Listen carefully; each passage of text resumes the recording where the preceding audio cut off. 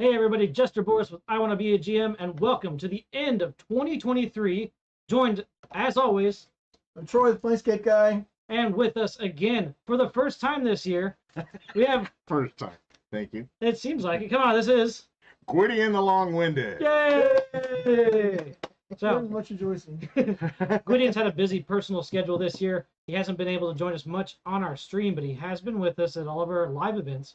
So if you've been out there and caught us at the different cons, you've been able to hang out with Gwydion, and we're glad to have him for the stream. So welcome back, Gwydion. Awesome to be here. So we've had a great year. I hope your year's been awesome as well. Staying busy all the way through the end of it. Troy's over here wore out. There's just been a lot that's been going on in the scene. There's a lot of interest still around the hobby, which has been cool. And we're starting to see with the game masters that we've helped are building their games, and we're getting into people that are getting to the hobby for the first time. And A lot of world building going on. A lot of interest there, and some great stuff people are coming up with. And so if anybody managed to catch this, we were through the realms this year as our world building series. And I'll go ahead and have Troy tell us a little bit about some of the topics that we covered in our Twitch stream this year, Through the Realms, which is now available on our YouTube channel. But before that, this will be the last episode this year that includes Who's Not Wearing Pants. Go ahead. Totally just ruined my camera switch there, Gwydion. Welcome back, Gwydion! Yay! Thank you. It's my job. So our Through the Realms this year, trying to get back on topic. Our Through the Realms this year, we looked at re-releases of world settings that were popular back in the day, and then they're re-releasing them, such as Spelljammer, they re-released that, Ravenloft, Dragonlance, and a few others, and my personal favorite, Planescape. Hence my name, Planescape guy. So, and I've been asked a few times, and I'll just say it here because I've been asked several different times what my personal thought was of Planescape. Well, just a little context. Planescape was originally released in second edition. In second edition, And of course, there was a lot of material released during that time. So what we've got right now is a 3-book box like we saw with Spelljammer. yes, and that And appears if you to look be- behind us, all of this is Planescape. No. There's 2 crates here. There's 2 milk crates of it. But so what I think of Planescape, their re-release, for those who have only played in 5th edition and not played in 2nd edition, it is a wonderful introduction to the world setting. It's got great art, fun adventure. It has everything you need to play in the world system. For those of us like my old self, who played in 2nd edition, I'm disappointed that they left out so much material. And I highly encourage anybody that loves it to seek it out, to increase the volume of resources you have for that world setting, because it does take up 2 milk crates. So there's a whole lot of material for it. Just again, guys, it's the ones here behind us. 5 boxes 5 big box sets. and a lot of modules. So Yeah. there's a lot to be picked up. The cool thing about it, though, Troy, is a lot of that is available at Drive-Thru RPG. Drive-Thru RPG, you can get each of the box sets for about $20 through there. Yeah. They put it all in one book, which makes it handy. They don't have the maps, and I think that's got something to do with copyright. I don't know. But they do include them in the book on a page. Right. So they're there, they're just not a big fold-out map. What like we'd see in the original material. Okay. And all of the other material that they have, all the adventures and all the other source books are there as well. So you can still get the original material for it at reasonable knockdown prices. Yeah, you can So- find it online. You can find a lot of stuff still online, especially with 2nd edition, which is getting more and more popular, which I'm loving to hear that. It actually does seem to have a resurgence of popularity in the 2nd edition. The thing that's really cool about it, Planescape was a huge success when it came out. Just like Spelljammer and Dragonlance and some of those things. So you can go and find Facebook groups or forums or things that are dedicated to these world settings. Oh, yeah. And I mean, just like we talked about with Forgotten Realms, R.A. Salvatore's novels, the Dragonlance, War of the Lance series, like 190 something novels. in Yeah. the Dragonlance series. Not popular at all. Yeah. So there's a lot to be discovered. We've highlighted a lot of that in our Through the Realms show, and we hope that you pick it up and run with it, because while it's cool to create your own setting, being able to add to the texture and the world and things that are happening in an established setting, it gives you a lot that you don't have to pull out of the air, and then you can go, all right, hey, look, we're in Neverwinter. Now we're over in what I've written, and now we're back. And if you buy pre-made material, that doesn't mean you're not going to make your own stuff.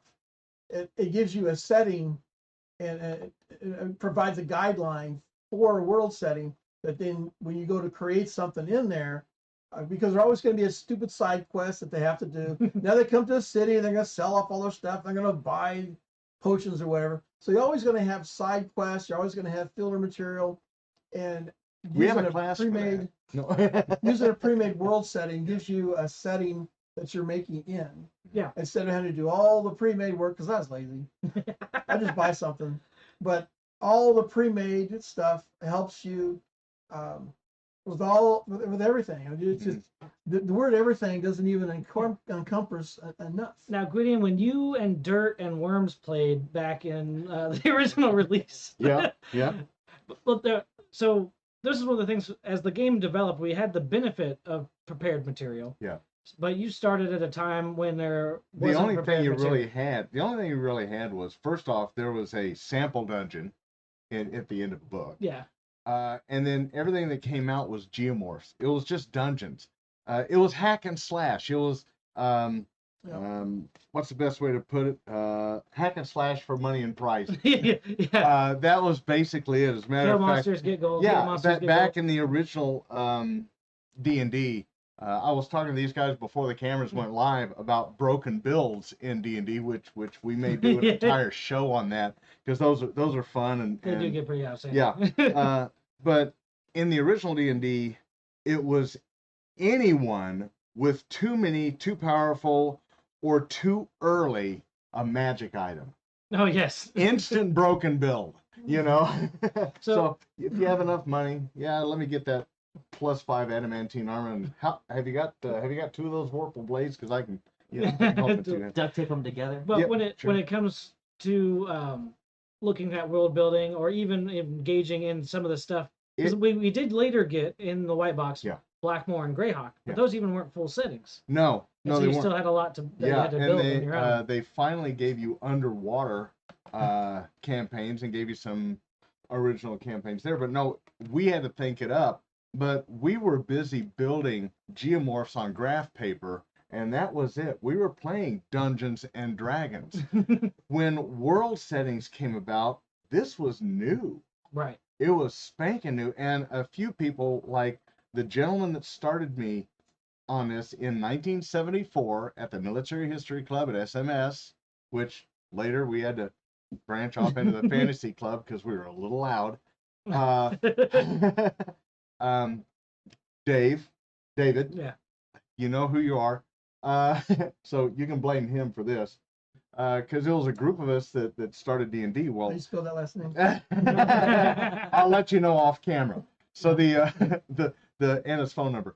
The one of the first campaigns that he ran us through was brilliant. It was World War II guys dressed out. We could take anything we wanted, and we went through a black hole, a time warp, whatever,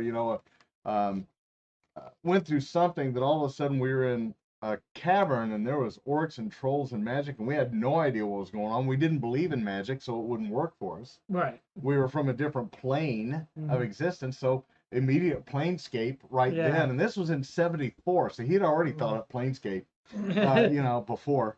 And guys in World War II fighting and throwing grenades into rooms full of trolls, and, and stuff like that. So, but no, it had to come from our imagination. And we started building, and a lot of times it was one person and one person across from the table because it wasn't super popular, super known. Definitely different flavor. Yeah. And so you don't have to necessarily re-engineer. You don't have to go back to the base of the game and build it from scratch. Take advantage of the settings that came later, and at least in his perspective, that are now before the things that we're getting. There's a lot that will help you build into these settings if you enjoy them, like Planescape or Dragonlance, or even getting deeper into the lore of Faerun and Forgotten Realms. Yeah. As we saw, Pathfinder. Stop Sorry. getting the Sorry. Pathfinder. But Haven't heard of it. this was one of the things that we looked at that was really interesting. We did the lesser known realms. We did. And so these were settings that haven't been seen since second edition. Gwydion, you actually have the books for Hollow World, Yeah. which is the inside of the planet of Mystara. So it's actually a double setting. Yeah. And there's Dark Sun and just a few Savage others. Worlds. Yeah. Dark Sun was Well, incredible, but We're talking about specifically D&D. So we had Yeah. we had Dark Suns, we had Mystara. We talked a little bit about I can't Well, remember. let's see. what It all. says Galantry right there. Well, that was It's, that's all Mystara, but Karmakikos and stuff. yeah. Some of the original Keep on the Borderlands is actually set in that setting, and we're like, oh, what? It's here. That's Principality, and pretty sure there's a Greyhawk or two over there. right. But there's just a lot out there, and it was really cool. So we hope you guys There's check. things that you can introduce into your own campaign setting. Maybe you have your own place, your own town, your own settlement as well as who's running it and how you have the hierarchy set up. And then you get the book Dungeons of Galorian, and you incorporate that Right. into it. You know, it gives you structure, and you can place it in at whatever level appropriate there is. But there's so much to work with that if you have something that has structure and work off of it, it's way easier than making it up yourself. Well, even to your point in the dungeon crawl, Troy, you've done this. I've seen you do it. I take the- can't prove it. Yes, I can. You take the dungeon out of a module. You don't Yep. use the whole module, Yeah. Oh yeah. but you just take the map. Doggone right. I've taken the map. I've recycled maps. I'm real bad about taking a floor or part of a floor of a dungeon and just using that. Yeah. Well, like Keep on the Borderlands. Keep on the Borderlands is a first to third level classic. Yep. Going through a dungeon. Be- Yeah, module B1. Yeah, it came out in 78, I think. 80. That was Yeah. long. Oh, It no, was, it- well, it no, was it was part. was Yeah, but it was late part 70s. of. I think it was in the red box or the blue box. It was in the red box. Yeah. Well, So- it's also on its own. It was Yes, also on yes. its own. Yeah. But I mean, So yeah, Back in my 1970s. day. But the way that the map is made, you have sections, and when I play it, Mhm. I can stretch that one module out for many sessions, and so the characters will go in and work on part of the dungeon, Mhm. and then leave and go rest, recuperate, and sell stuff, and then go back later to a different section. Well, this also gives the monsters a chance to breathe and Yeah. repopulate, repair doors, and it's really funny when players remember they have their own map. They come back and says, "Well, we burned this door down," and the dwarf or somebody will look at it and go, "Ah, this is new construction." Yeah. They're like, "New construction? We killed everybody here," or did you? Killed everybody here. But I like doing that with stuff, and that way you can take one store-bought adventure Yeah. and really get your money's worth out of it. Speaking of money's worth, Forgotten Realms city system.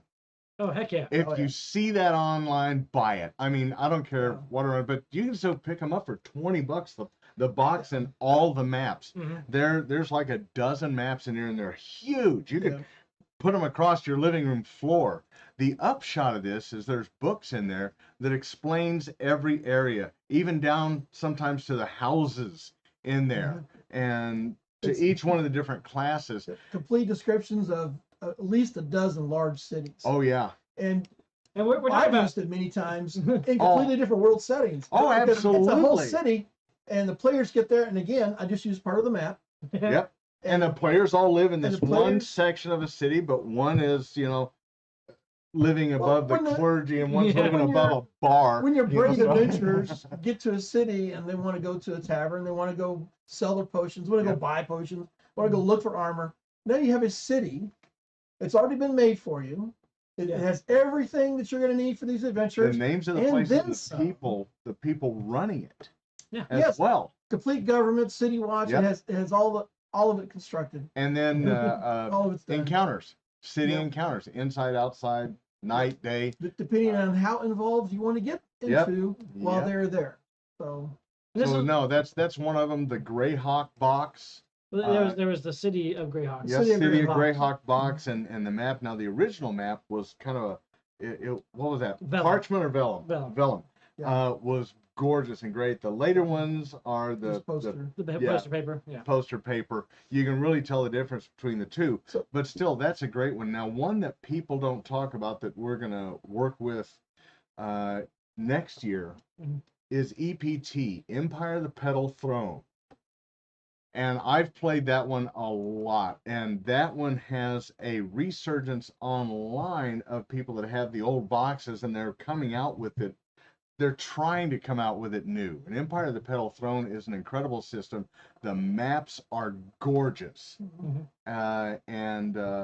You can set your world with those maps. So there again, you've got all these different world maps you can choose from and make them your own.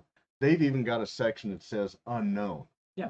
And I love that because that's always Xanth Hey, in my hey, world. By Hey, pure hey, Xanth. Borris, I couldn't help but notice that you got some stuff in front of you tonight. Yes, actually. Usually we like to have a clean desk when we're doing these things, but some items made their way out here to your area. Yeah, we did get a little off track. We had a lot of fun with Through the Realms, talking about not only the things people could use to develop their game, but from the context of writing your own system. So a lot of fun. But as part of that, we also go to several live events each year. Tremendicon, Visioncon were a couple of them. Geek Miss. So in that, we get to meet a lot of really cool people. And some of the people that we meet make cool stuff. So what we have here is a very cool dice tower. It's not a dice tower. It's a It's a dragon skull. skull. It's a dragon skull. I That is recognize it. That is, well, you didn't kill it. So Vana Gwydion is over here. This is a 3D printed resin. It's actually in 4 pieces. It deconstructs, so it makes it easy to transport. This particular one was given to us by Witches and Watchtowers. So if Mr. Producer can bring that for you. They have an Etsy store. You can also email them at witchesandwatchtowers@gmail.com. They do have custom printing and can make some adjustments here. This skull, of course, is printed in white base with a gold. These can be painted. This mug is also one of theirs. This is a prop. It's meant to be more of a bottle holder, but they can print these in a food-safe resin. So if you wanted a functional drinking mug, they can do that for you. There's a little bit more cost because of the material, but you just got to send them an email. Again, that's witchesandwatchtowers@gmail.com, and they'll let you know what it's going to take. They can also change the resin. So if you wanted this printed in a different color, what do you mean he didn't get a natural one? No, This he dice gets is 7. defective. He gets No, a 7. Troy has to get a natural one. It's defective. So Ladies and gentlemen, we have a nat 1. I told you. There you go. So, That's Troy's die. by the way, with this all open, where would you keep these dice? Well, that's the cool thing. As I mentioned, it breaks down for ease of Segue. transport. Now we don't have any of those. So the skull portion comes off, leaving the main tower body, and then the horns themselves removed. But the horns have a feature where they are meant to store a complete set of dice. Woo. So you've got 2 complete sets of dice with your dice tower. These can be painted. They've got to be painted. It was recommended to us to use the Krylon stuff for plastic, not plastic and metal or the outdoor, but plastic specifically. Then Once you you've can got paint a, it with whatever. once you get a want, base coat, yeah, it was recommended then to use acrylic paint. So again, you can have it printed in a particular color if you prefer, or you are able to paint their product. And now I'm trying to build it backwards and I can't. Okay, I need you, I was also told that I need any you to of roll those, your hold intelligence. on, Mr. Producer, what was that? any of those are also scalable. So if you wanted it to be bigger or smaller, they can do that as well. Yeah. That's true. They've got a pretty cool 3D printer setup and a lot of control over what they end up printing. So if check you- out their yeah. Etsy store. While we're here now, you can maybe open a second tab. Don't close us. We love you. But If you've got some ideas on stuff that you want and you don't see it in the industry, which as people are building their own games and their own characters and so on like that, there's more stuff that's needed.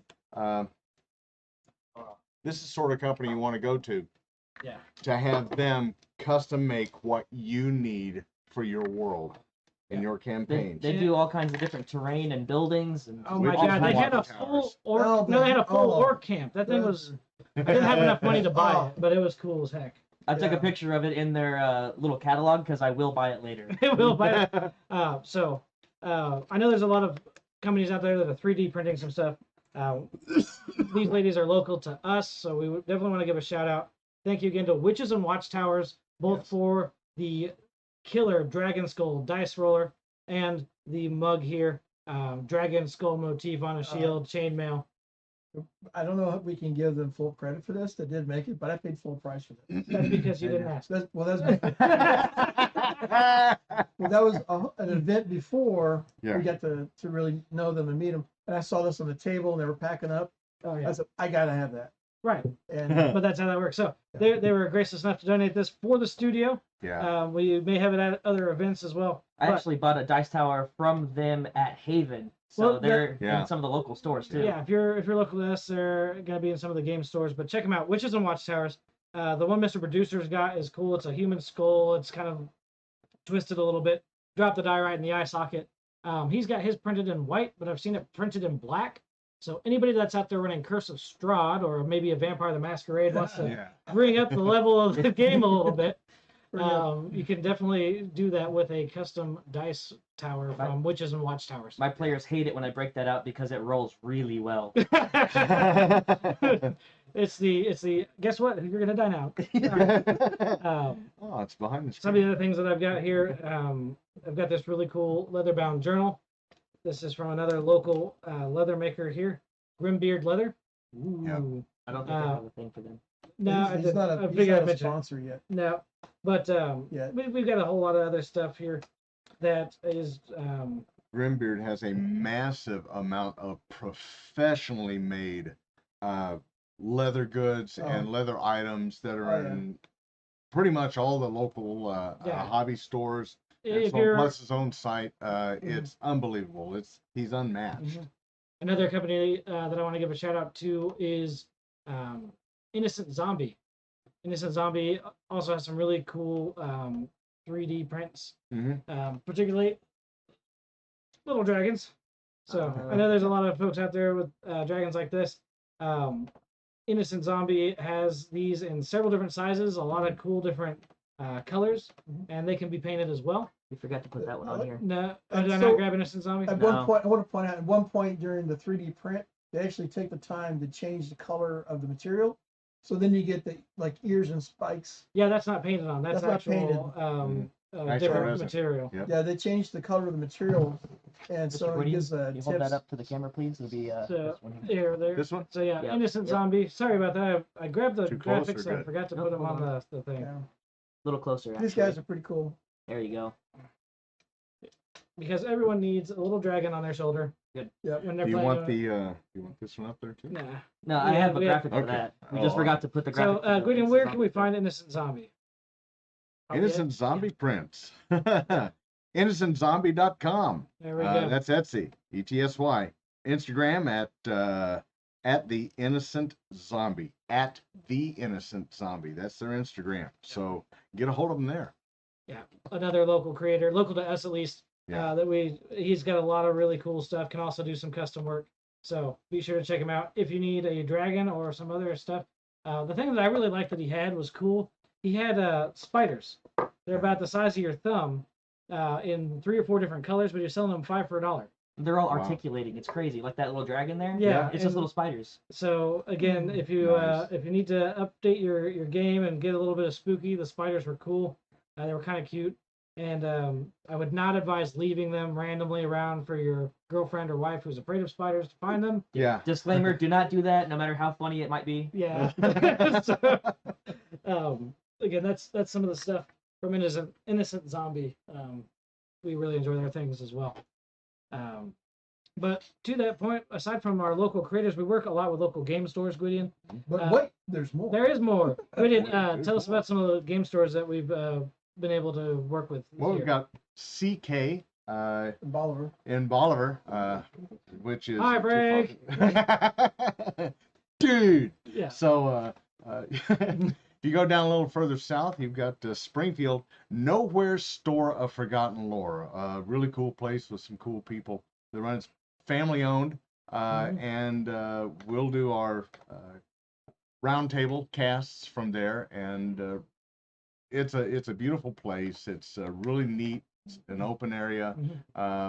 They're fairly new, but they are very active in the industry and with players and people in all the genres. One of the few stores in the area that can actually keep stock of Lorcana. So if you guys are looking for cards in the Lorcana or Magic, they've got them. They've also got a large selection of RPG books. Yeah. They also do war games, tabletop war game, and BattleTech, Star Wars, Legion. And but there's the one that they're doing is World War II base. Yeah. And I don't remember the name of it, but they have models and complete little infantry units. It's kind of like Warhammer, but set in World War II. So they have all of the stuff. I can't remember the name of it is. Avalon Hill Panzerleader, Panzer Blitz, Sniper. You know, like maybe I'm going back a little too far. No, it's something. It's something. Dated myself. When we were there, somebody, one of the local players, got a new book. There's a new book, and he's really excited about it because it had all this new stuff in it. And you can tell he was just wound up and ready to play. Yeah. I was like, okay, that's his game. Yeah. So, they have they have a wide selection of things, to include a lot of books and comic books, magic cards. Yeah. So that's now, Nowhere. Wide selection. There's also another store, and I can't remember the name, that's fairly new. That's in Springfield. I'll get more information on that. Metagames has been around forever. Yeah. Hello to Jeremy, who watches our stuff periodically. That's right. Jeremy, we love you. Hearts and stuff. They have everything. They've been around the longest. They have everything. It's the super Walmart of gaming. It is. It is. My favorite is their pinball machines. They have pinball tournaments. And you can go They have pinball a whole wall. They have so Warhammer. many minis there. I just basically walk in and hand Jeremy my wallet, and they just go to the mini section. He's like, hold on to this, you're gonna need it. And Yeah. then I just, Yeah, Let me that's know the when I need places to to go for the barrel, Yeah. of dice. You go in the back, and there's an entire shelf unit of games that you can just pull off the shelf, sit there with your friends and play. They have board game nights. Yeah. A lot of places are starting to do that. A lot of places are starting to do board game nights. In the area, though, Metagames is the biggest and longest running, and so Yeah. we thank Metagames for being a good partner to us and letting us, Oh yeah. be there and be D&D nerds. And yeah, the support's the big one because we've had a lot of support from them and a lot of fun. Usually not at their expense, but once in a while. And they just had their Christmas party, which was over the top phenomenal, and thank you for that. That was great. We also have in Nixa, we have Haven. Yep. Haven Games, which has really gone above and beyond for the D&D world, and is helping. They're fairly new. What are they? 2 years in? They're going 2 on years in, yeah. They'll and be third getting year this really July. popular, yeah. So Troy and I were actually up there last night for their 12 days of D&D. The store was packed also with their Commander players, so they've got a huge community. The store is looking to grow soon. I mean, it's a fantastic store. So we really appreciate Haven Games as well. Love you guys. Yeah, they do a lot with the library stuff there, so they're pretty big in the community. Yeah, that's one of the things that I think is a better focus because they're a smaller store. The community of gamers, their involvement in the city of Nixa is really good. Now, was it there that we met the librarian from Stockton? No, sir, that was at CK. Was that at CK? Yeah. Okay, I knew it was one of the two. Yeah, But yeah, a librarian at a school that's further north. Public library. Public library. Yeah, and so she's been running Public kids school, games now for public the last library, 2 yeah. years. Yeah. So And we love that. And we're here to support anybody that's watching or looks at this and they're looking to start. If you're with the school system or a public library, something along those lines, or you're just looking to start, get a hold of us. We're here to help. In Ozark, which is home to me, about an hour away, we have Graffiti Games. And they work with D&D. They work with all genres. I used to be able to play on Wednesday nights. I'm a little busy now, so I miss those guys. But what a phenomenal store! They really lean towards a lot of card work. their Pokemon stuff and is stuff. cool. Is that they have graded collectibles. Yes. So if you're looking for something that's got some value that's hard to get, they're the store to go they're to. the store to go to, and they have a research facility that will really help you find things that are hard to find. Lab because, coats, beakers, the whole. yeah, not the Muppet beaker, the real beakers, but yeah, no, they'll help you out with whatever you need, and they're open to gaming systems of all genres. It's just another cool place. We got so many great places around here. You go down south further into Branson, you've got the board game store. Yep. They just And had Dragon. They had a game store open this past year. The Dragon. Is that Yeah. the name of it? Yeah, the Dragon. Yeah. And I haven't taken the Dragon, my wife, to it yet, but I we're saw a planning on it. T-shirt for them, and the T-shirt looked pretty cool. Yeah, so we're needing to make a trip down there and get acquainted with them and start helping them any way that we can and hold stuff down there. But like I say, there's a lot of places that are opening up that are board games and family oriented. Of course, D&D and everything else is family oriented, unless you make it not. What's the, Does this go back to dating yourself? No, I think well- that's illegal. Yeah, it's the no pants thing. Oh, yeah. yeah. So, to Gwydion's point, though, we really appreciate all of our local game stores, all of the support that we've Very had, much. being allowed to come into these places and talk about Dungeons and Dragons and the role-playing game as a hobby. Hold classes. Yeah, and so find the game stores that are close to you. We're on the internet. You may not be local to us, but go and find your hubs. Mhm. Because even if you play at the house, you'll find your other players or like-minded people there in those hubs. So find your game stores, hang out there, and be a part of the community. It's a lot of fun. Now, if you're in the 417 area code, we've got 417 games and events where we try and calendar all the things going on. I'm old and firm. So we try to get everything on there, or these guys do. I have nothing to do with that. I added, That's I added Troy eight- there. I added 18 events last week. Nice. So So- get on there and look 417 games and events and check out what's going on in our area. And we're sure that you can find out what's going on in your area just by hitting one game store. They're going to be connected. They're So- going to be connected. That's going to connect To you. 417gamesandevents.com, anybody that's looking for a local game, please go there, because one of the things that I have discovered, almost every local game store in our area has in-store events of one type or another Yeah. on a repeating weekly basis. Yep. Yeah, And like, so I put them on the calendar. Friday night this store's doing it, and it's so funny because I looked at it one night when I was doing an update, and I'm like, where do all these events come from? And I look at it, and it's this store, this store, this store, this store. Yeah. Every Friday night, every Saturday night. There was one that had like every other Sunday. Yeah. And there's just so much. And there's board games at metagames every Thursday, and they're really pushing that. well, Well, we there's just also- got yeah. There's a library on the south side of Springfield that has a board game night twice a month. Well, just at Haven, there's stuff going on pretty much all week. Like there's Commanders Oh, yeah. on Saturdays, Right. there's Pokemon on Tuesdays. D&D Sunday. Yeah, Well, here's the thing that we just found out. There's local league for Blood Bowl, Yeah. but Yes. they bounce stores. Yeah, And they the same bounce thing stores. with Battletech. So the Battletech guys right now, they're one Wednesday they're at Haven, the next Wednesday they're at Nowhere, and so you'll find things like that as well for any game that you're playing. The store in Lebanon. Yeah. CCYD. Yeah, it looks like Cyanide It's like Hobbies. cool. What is it? Cool stuff you don't need. Whatever that Yeah, is. yeah, That's the name of the store. Yeah. Yeah. But he does BattleTech every Saturday. hmm It's all day Saturday, and they have open gaming, and they also have league tournaments for BattleTech. And I'm like, they have BattleTech on the brain. Yes, they do. Yeah. But Yeah. also, having been there, they have a large 4x8 table, and that's what they play BattleTech on. It's very cool. But Yeah. check out your local hubs. We've been working on this for a while. So Troy's been managing the 417 games and events calendar. So check that out for sure. If there's an event on there that you don't see listed, submit it and we'll get it on the calendar. And go ahead and subscribe. You'll get a once a month email that tells you what to look forward to coming up next month. And so we try to keep it easy in that regard. And that way you've got one place to go instead of 40 places to go when you're trying to find the place to go. 'Cause I have that list of 40 places to go. Yeah, Troy does all the hard work for you, and he. That's right. That's right. You None of know, us want to work. We just want to play. So, Yeah, so let him do all the work and take advantage of it. It's That's a no right. cost subscription service. We appreciate that. Yep. play local, buy local, support local, because they will support you. Mm-hmm. So, Yeah, the game stores, all of our partners and things, Mhm. we've been very blessed.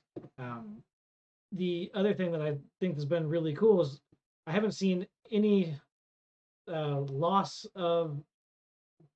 My brain lost the word now. Haha! I've seen some loss. It's enthusiasm. So I haven't seen any lack of Oh. enthusiasm around the hobby. oh no. In fact, I Oh. think we're seeing more people as we get out and we're being more consistent with the things we're doing.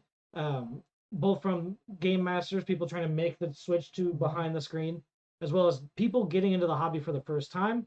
Or most recently, we've seen a lot of people that are bringing their kids and grandkids in. Seeing families start playing D&D, and all of a sudden, the communication gap falls away, and they have something to work with that brings everybody together. You've got a common denominator now. The cell phones go down unless they're using them, for calculations. Yeah, D&D Beyond app. Yeah, yeah. It really warms my heart whenever I see like the younger kids and they're like, yeah, my teacher got me into it, and I was like, yes, great teacher. That's a great teacher. But I see a lot of families that are starting kids very young, and so I've got families where a 6-year-old ran their first campaign, Mm. and the parents are like, they did better than I did. They explain it better. So get this. In the Nixa Elementary School, there's some type of school club. Mhm. These kids get to play D&D every morning between 7 and 8 before school. Every Spark the morning. imagination. Why didn't my school have that? Yeah. I want to go to the school. We'll play D&D every day. Yeah. This should be a mandatory work type program. I agree. Yeah, Like, all right, so we clock in at 8, but everyone gets here at 7 for D&D. that's what they do. Yeah. The parents drop them off at school. They go play D&D for an hour and they go to school. Yep. I'm like, wow. So, What Troy, can you've worked with kids a lot and youth groups and things over the years. Mhm. Some of the skills that can be gleaned out of playing a game. Mm-hmm. Tell us a little bit about some of that.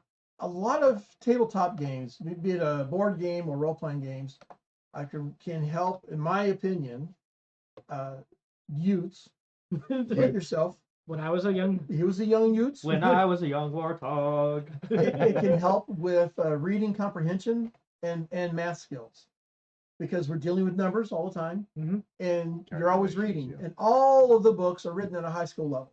Yeah. So if you got a 7 or 10-year-old kid and he has a spark of imagination and he's really into it, he's gonna start reading it. And when he's reading that book, it's at a high school level. Next thing you know, he knows how to pronounce the big words. Yeah. They're gonna- Comprehension they're goes gonna, up. Yeah. right, they'll have to raise themselves to the level to Yeah, understand it. yeah.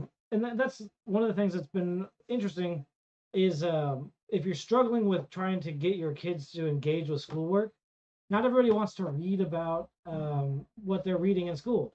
But if you can give them a comic book and now they're reading Comic Spider-Man books. or the Monster Manual and they're checking out weird, crazy monsters, or they're putting together characters and developing stories on So their They own. read the whole player's So, manual to figure out how to let- play. Yeah. Do a Let book me report tell on ya- Dritz. Let me tell you about the little blonde that comes out here once in a while. Mhm. She got a hold of Monster Manual and started reading about dragons. Oh yeah, our niece. That was her thing. She got the. She well, started. Then we have. So we're still working on our dragon show for Yeah. YouTube, but so we bought Fizbin's Treasury of Dragons. It wasn't Mm-hmm. in our 5e collection. She devoured that one too. Oh, yeah, she loved it. She's like, wow, look at it. And I said, hey, I got more books on dragons. She said, more? I said, yeah. So I had them all out here. I was doing some research on that story, and they're just a stack. Everything that had dragons in it. Mhm. And she was just going from one to the other and reading about it. And says, wow, this one can do this and this. I'm like, yeah. And this one, oh, look at this one. I said, oh, there's different colors? Yeah. Oh, she's, Well, now it sparks the imagination, and I've talked to teachers where sparking of the imagination helps them in their creative writing. Well, it gives them something to engage. It does. Yeah. It does. Mhm. The other things that it helps with is, number one, spatial recognition, because when you are role playing, which is ROLE playing, not ROLL, where you're just letting the Yeah. dice figure stuff out. when you're role playing and the participants role play their character, they have to look up, down, left, right, all around and be aware of their entire situation, the people behind them, their friends, what's going on back there, who's hurt, who's not, what kind of things they have to do for battle tactics. They gain a spatial awareness in the real world that's beyond that of just a kid that walks to and from a class. There's a lot And of it's noticeable. There's a lot of social skills that develop too. Huge amounts. Taking turns and cooperation, Conflict teamwork, resolution. conflict resolution. How many times have you seen, and what's cool about it is you can, through the vehicle of the character, you tend not to have the kids get their feelings hurt. Because my barbarian and your wizard, not me and you. Yeah. And so the skills that they learn to resolve that are real skills that they'll take with them. But it's nice to have that context that's not personal. Now, over the decades, I have had married couples start playing D&D that do not get along. I mean, the only thing they have in common is their kids. And when the kids grow up, they're going to go, see ya. That started playing D&D and they had to cooperate. Also, here's the big one, and most of you that are going to start becoming a DM or GM need to understand is whatever's said out loud is said in the game. So a snarky comment from the either spouse to the other one is boomed out. Yeah. And there's consequences. So they start learning how to hold that in. Then they learn that they have to cooperate. I've had marriages become better over a year or 2 years of playing D&D because of the cooperation and having something in common and enjoying it and gaining new friends and going out and seeing new things and so on like this, that it becomes a social entity unto itself. It can. So yeah, that's been a lot of the things that we've seen. Has been a lot of fun around the enthusiasm for the game. Particularly with the young kids, has been really neat. So not to derail this train wreck, but so we're doing our end of the year show, talking about the stuff we did last year, and I think we've talked about a number of things and then some other things. Well, we've all had fun with, but what do you got in your mind, Troy? What about next year? What are we doing next year? Well, we haven't finished talking about this year. Yeah. Okay. Excited, but let's talk about it both at the same time. So. Same time? Same time. So okay, ready? Yeah, but go. Not backwards. Oh, I'm sorry. We always look forward to going to conventions because if you haven't played at a con, the games are awesome. Yeah. And so this year we started our cons with Tremendicon, which was in its second year. It's a creators convention. It is tremendous. Yes, we had a tremendous time at Tremendicon. It was tremendous, super tremendous, the most tremendous ever. What did we do at Tremendicon? Remind me. Well, you were the one that was there. I was. We did stuff with things. Mr. Producer was awesome and ran our drop-in, drop-out. Yes, Undermount game. And so Undermountain. you basically gamed all weekend. Yeah, I actually had a lot of fun. I had came with a table full of kids. Yeah, I had a party of kids that actually went really far until a group of kids got distracted by loot, and then another guy just left to do something else and got killed by a dragon. But they also got a prize for the longest amount of time played. Yeah, they played for 7 hours at the table. And the most loot found. And the most loot found. It kind of goes hand in hand. So. And worst dice rolls. Well, that one guy did. So they beat the table of drunks that were there. Oh yeah, oh my god.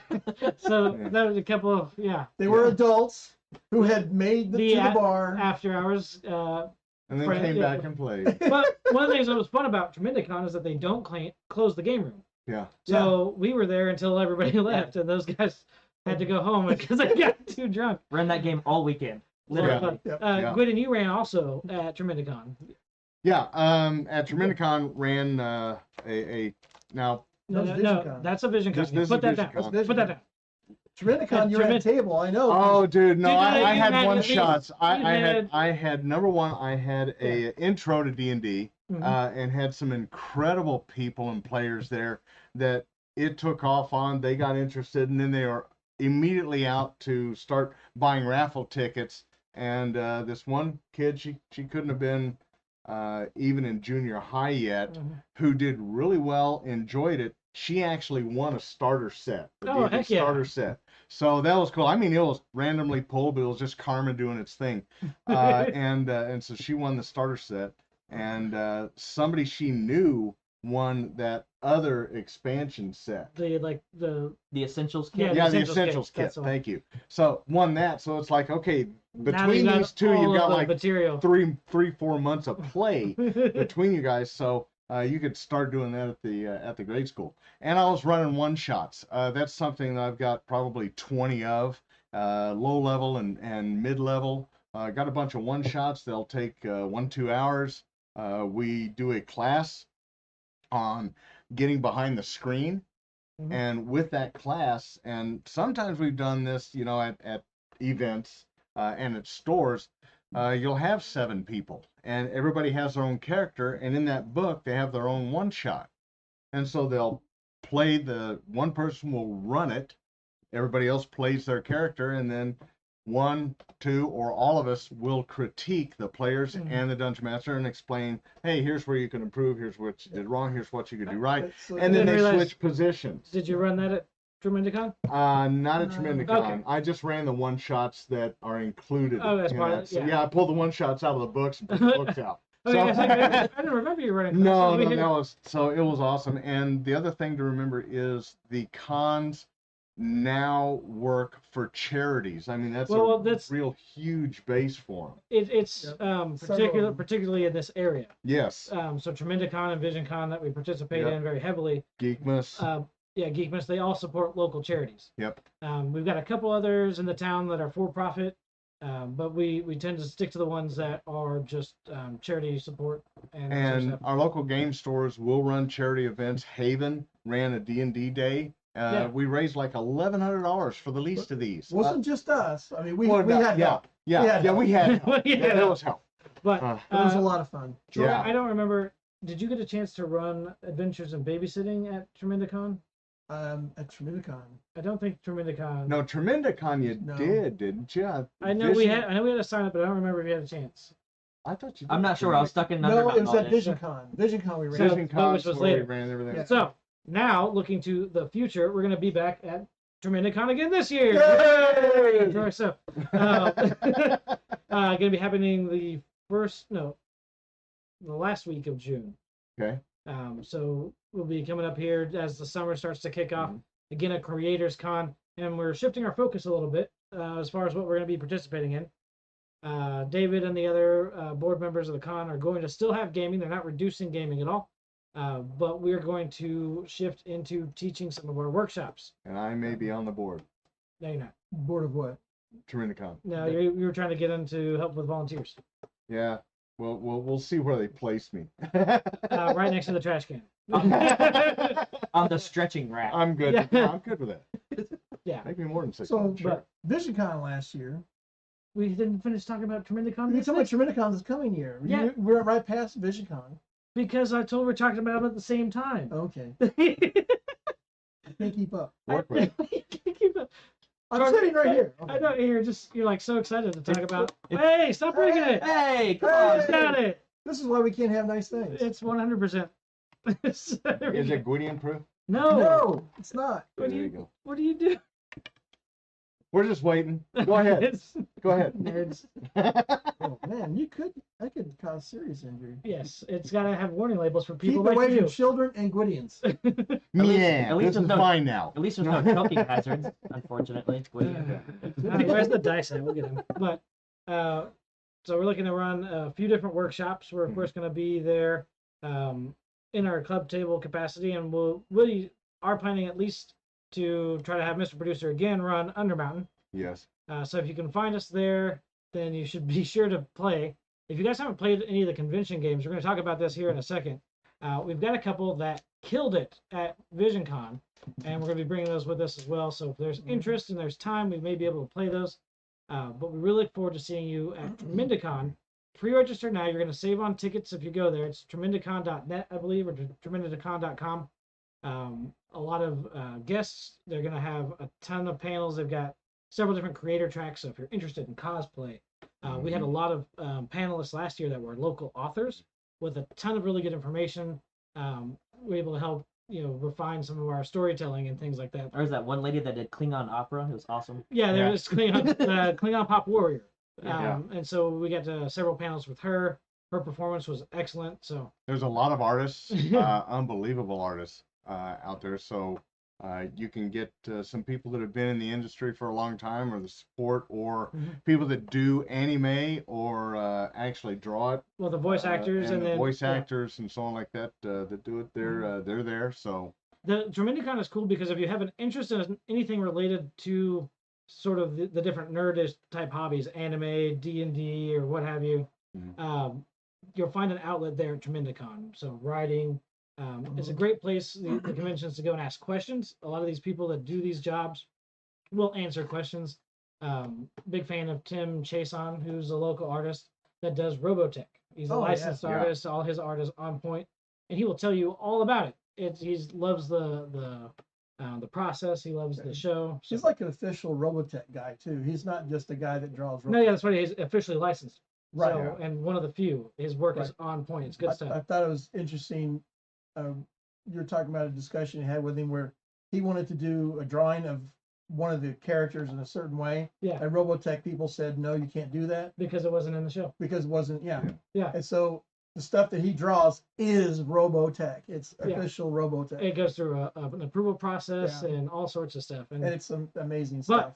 Every time I see him, I buy something. Every time we see him, we do buy something. yeah. But again, so, we'll talk to you about D&D and sort of help you get started.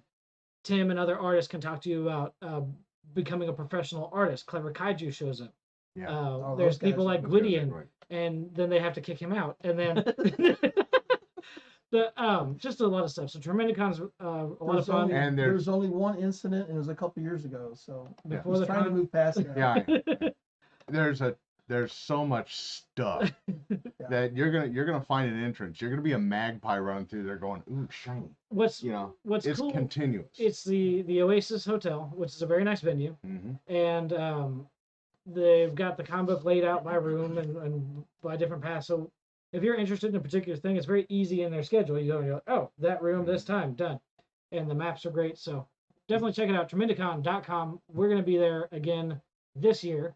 And so there's panels that are ran, and we'll be running panels as well. So I've got I'm hoping to be able to run the one shot, how to build a one shot, as well as side quests and dungeons. And that's something that anybody can slip into any campaign. We've got there's a lot of panels on a lot of stuff, and there's just not enough time to get everything in. And we try to make some of the panels as best we can as well. That's what I was doing last year. Was Tremendicon the one that had the Super Smash Bros. Tournament? The first year that they were there, so they even year. had electronic gaming, which is pretty cool. So there's something for everybody. Yeah. The next convention that we went to was VisionCon. VisionCon. Now VisionCon Troy's is awesome. got a nervous tick like Fireball. What? Oh, You get on to me when I do that all the time. I think it's his bedtime. It's so bad. We've been definitely pretty busy, but VisionCon is the Fireball. There it is. The Better delayed fireball than no fireball. There we Thank go. you, Mr. Producer. That's goofy. VisionCon is the big pop culture convention for this area. Happens once a year and supports charity. This year they had great guests. Trying to remember. So a couple of the people were in Resident Evil Village. So the kid from Neverending Story. Yeah, Noah Hathaway was there. He wasn't a kid anymore. No, they kind of grew up on you. Something about. I met Death from Supernatural. Yeah, so Death from Supernatural. They've always got a really cool group of guests at this con. They had a big cosplay convention with some cosplay guests. Mr. Producer and I actually staffed VisionCon this year and to help them as they work to establish a new media team. One of the few cons that is actually producing its own content. So if you're not able to be at the convention, you may be able to still check out guest interviews, questions and answers, and other things like that. The Lego people were nuts. The Lego people were insane, and we're going to be welcoming them back. Some Lego masters. Greg I think it was Greg Toll and Kara Richardson. Insane. Oh my gosh. And then they work, of course, with Springfield Lug. Yeah, I thought I liked Legos. No, that They're certified. yeah. Yeah. So VisionCon this year was incredibly great. We had a lot of fun. We were super busy. We actually had a lot more going on for ourselves. We were kind of spread thin this year. To that point, we ran a couple games. Some of the things that we had worked on for the year. I'd love to have you. Okay, I'm talking there on cell phones. I know, we're I'm looking sorry, all what this was stuff that? up. We're I'm looking sorry, all this what stuff was up. that? Something about Fireball. Fireball! So, we worked this year with Joe Ryan and working to develop a game that he's had kicking around in his brain for a long time. Joe has had a lifelong challenge with health issues, and he's been in a wheelchair. So, Gwydion was I'll actually get the there. one who ended up writing our final version, but we ran it this year for the first time, and it's now available as a product that you can purchase, a fundraiser to help Joe. That's going to be available You get it? through the company Griffin's Keep over at griffinskeep.us. So tell us a little bit about Joe's Labyrinth Challenge. How did it go? The game's insane. Joe It is is. so good. He's Joe's so, nuts. He Tell me already came about- up with a direct sequel. He does First have off- a direct sequel. Yeah, first off, this is the artist rendition, which thank you, Troy, for finding an artist. what- I found a guy. He found the guy. What was the? He found the guy, and there's Joe's Nathaniel. actual picture. So you Yeah, can look at the Nathaniel picture and then Thomas. look at the artwork, and Yeah, that's they Joe. nailed him. So, They nailed yeah, it. but And- that's Nathaniel Thomas's artwork. He's Yes. a local artist Yes, in he is. Joplin, Missouri. And he's incredible. He And is. Joe signed a few. Yeah. We've got a few specially signed copies. There are also custom maps. Yeah, full color. on Full this. color custom maps that come with it. I'm not talking about what's in the book here. I'm talking about basically Yeah, full size. 2 foot by 3 foot maps Mhm. with it. They're laminated. Laminated. So They've got a coating on them. That way you can What leak it this as much game- as you want. What this game is all about, this is made for a large venue. It's best done as a charitable event. 8 people is perfect, well, where you have 4 players and 4 teammates and 2 dungeon masters. That's how big this thing is. That's how it works the Yeah. best. It's based on trivia.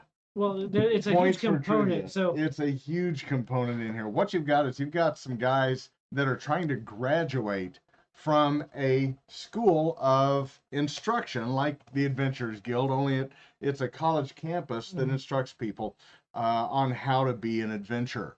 Now, they're sending them some pets with them, everything from a tiger to an emu. Don't get me started on how he came up with that. It's not my game. I know, No, no, I know. but- I still But blame it's you. I still blame you. hilarious. This is hilarious. It's huge, and we also have with it we have a full pack for the PCs where you don't have to copy anything out of the module. yeah, It's already done. So supplementals pulled out. for so you don't all have the to- PCs, all the pets, both Dungeon Masters material is in here as well as additional material and a walkthrough for the Dungeon Master, so he can Yeah. see where it's coming, where it's going. What about- is there- Yeah. Did you make a supplemental list of props? Yes.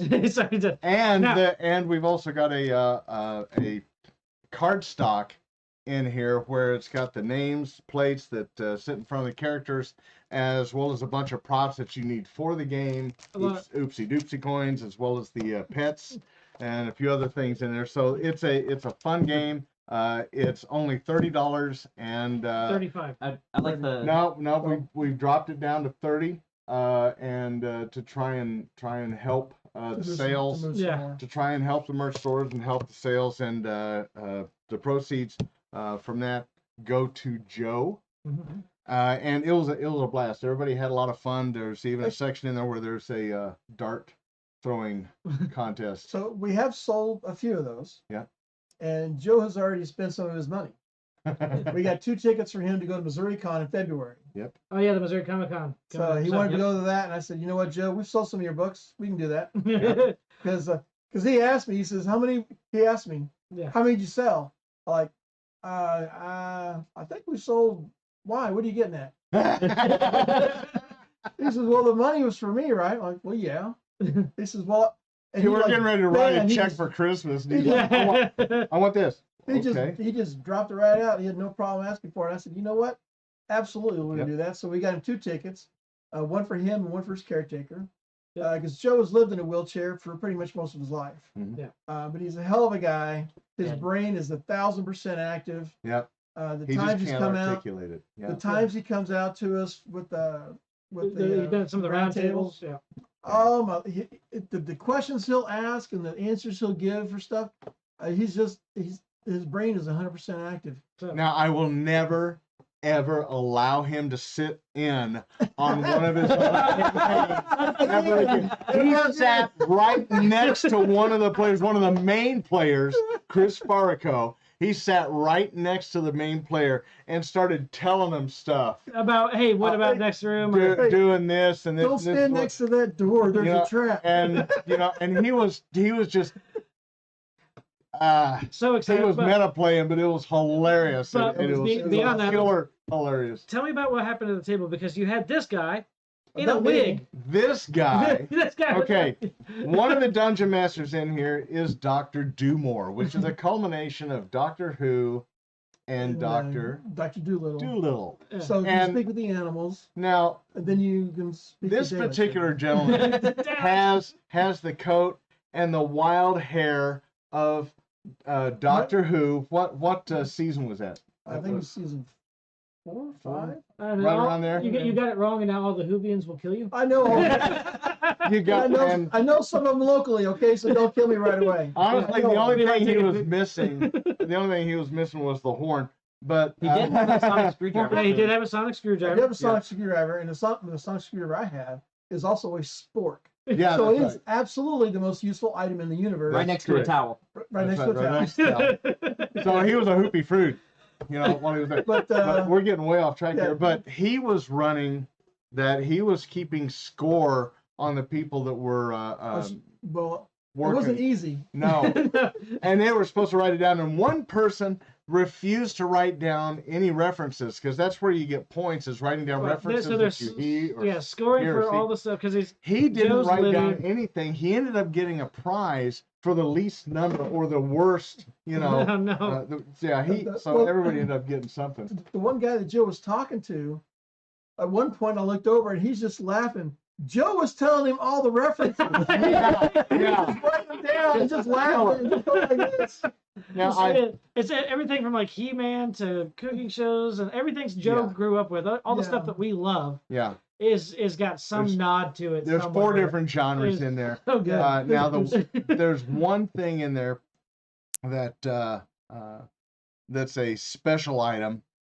This is a little bit of a spoiler. There's a mocking mimic in here that they come across, and it follows the group. Once they come across it, Yes. it follows the group and mocks them as they go. It is also an immortal object, so they can't kill it, but they can try once or twice until they figure that out. Hey, cut that out. I have an entire list of mocks that you can use for it. So we've helped out, and That was Gwydion's favorite part, was It writing was. that list. So, anytime I came to a writer's block, I went to these guys and they would go, "Well, what about this?" And I'm like, "That's freaking brilliant," now we're And- talking about anyway. Every time there was any kind of, so it's a culmination effort, but it's Joe's baby. We just brought it to fruition. I designed the maps and we got it printed out there and So, it's ready to go. indeed, if you guys love to have a fun time, it's Yeah. definitely something you can take a break from a longer campaign with. This is meant to be run at a con, but can also be ran at home. Gwydion, you've got some guidance on that in the Yeah. book. Yep, So I do. you'll Any have to, place you don't mind having a pie fight. No. but pick it up, see if you can get your friends to go through it. Let's go to your friend's kind house. what kind of are they good with pop culture or not? Seek out the legendary Gygax particle in Joe's Labyrinth Challenge. It was a lot of fun. It's one of those event games we're going to run continuously now because it's just so off the wall, and everybody that participated, it always draws a crowd Yeah. because everyone's having fun over there, and you're Yeah. In a room that was loud with activity, this game was louder. And it's people would come over, what's going on over here? Which is also the reason why Romper Room is ran on a different night. so, Because you could not run these two games in the same. No. Well, it's just too demanding, even to run them back to back. Yet another segue. you are yes. So- Your electricity is going to need to be charged a little. Anyway, but Yeah, be careful not so, to run so it this up. one is Troy's Romper's Room Adventures in Babysitting, Mhm. and we had some crazy players set new records. This is such a crazy game. Tell us about it, Troy, because So- they got out of hand and it was so much They fun. got out of hand. So It always gets out of hand. It got out of hand. it's Please. it's designed intentionally to get out of hand. Thank Mr. Producer, you. how many times does a house burn down? I would say about 80% of the time the 80% house of the catches time. fire. So the structure of the game are there are 3 children and 3 babysitters, and mom and dad are going out of the house for 3 hours for dinner and dancing to celebrate their anniversary. Mhm. So these are just human children? No, they're not human children. The children, well, the family, they're all kinder, and kinder are from the wonderful world of Kryn, Mhm. forgotten Dragonlance. Dragonlance. Dragonlance. Fireball. Dragonlance. Fireball. So from Dragonlance, they're little bitty halfling folk. They have the attention span of a 2-year-old when they're fully grown. So children, actually Kinder, in the description of Kinder, they have no fear. Absolutely. If somebody were to walk up and see a dragon, most of us are going to just piss our pants and then run like hell. Mhm. A Kinder, fully grown, will walk up to a dragon and say, "You're a dragon? That's really neat. What's it like being a dragon? Can you really fly?" Do you breathe fire? Because they have no fear. So a children, And they can die from boredom, literally. they can Like die gnomes. from boredom. It's sad. Like gnomes. So they're very active. So mom and dad are definitely looking forward to a night out. And magically curious. Well, this is the other thing. It's not just children. It's 3. They're triplet boys. Triplet boys. So, yes, a lot of They're fun. they're brothers. Each of the character sheet says on the part about your friends. It says, "My brothers are my best friends and my worst enemies." So, but every time we play it, it's always different, because basically I give the setup and start of the game, and then the rest of this rest of it is completely up to the players. It's free play for 3 hours. Well, you missed a critical piece of context there. It's We a have- versus game. It's versus. We have three Yeah, three three players children, will take on three Three well, babysitters. but the children are played by players. Yes. Yes. And so it's not six. It's- It's no, not no. you trying to babysit some NPCs that are running No. amok. No. It's you trying to stop 3 other yous. It's six people playing. 3 playing the babysitters, Yeah. 3 playing the kids. Right across the table from each other. My favorite one is where we had the parents be the kids and the kids Yeah, so were that's the a rewind babysitters. to our first year at Tremendicon. A family played. Oh, those were The Oh. amazing. entire family. And, yeah, I remember I was talking with mom and dad about it, and mom and dad played, and like most of their kids play different games. and Yeah. stuff. And I explained the premise of the game, and mom said, "Oh, we're playing this."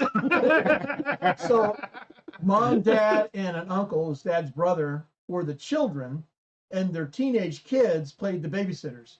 And before I could say go, mom was already egging them on. Well, start us off with the opening scene, because that's where it really let us know that this was in going to the- be Yeah. it's going to be one of those games. So in the opening scene, mom and dad are leaving. Bye, boys. Listen to your babysitters.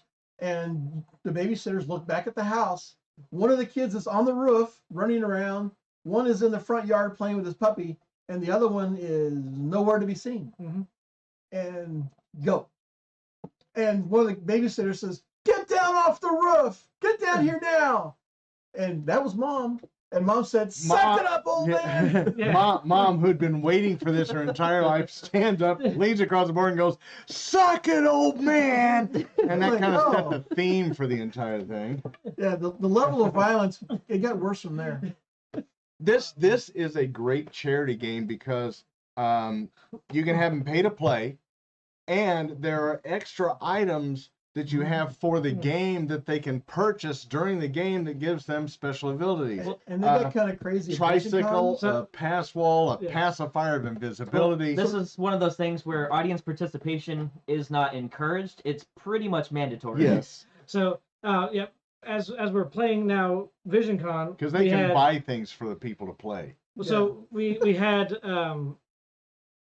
some people. We actually had some different representatives. So we had Austin, who was representing Haven, Yes. was there. Alex representing his business, Hoarding Dragon, in with his buddy, and a couple things like that. So it was a bit different when we brought the players together, but we brought people together that know D&D, and whenever that happens, it got way more sideways than usual.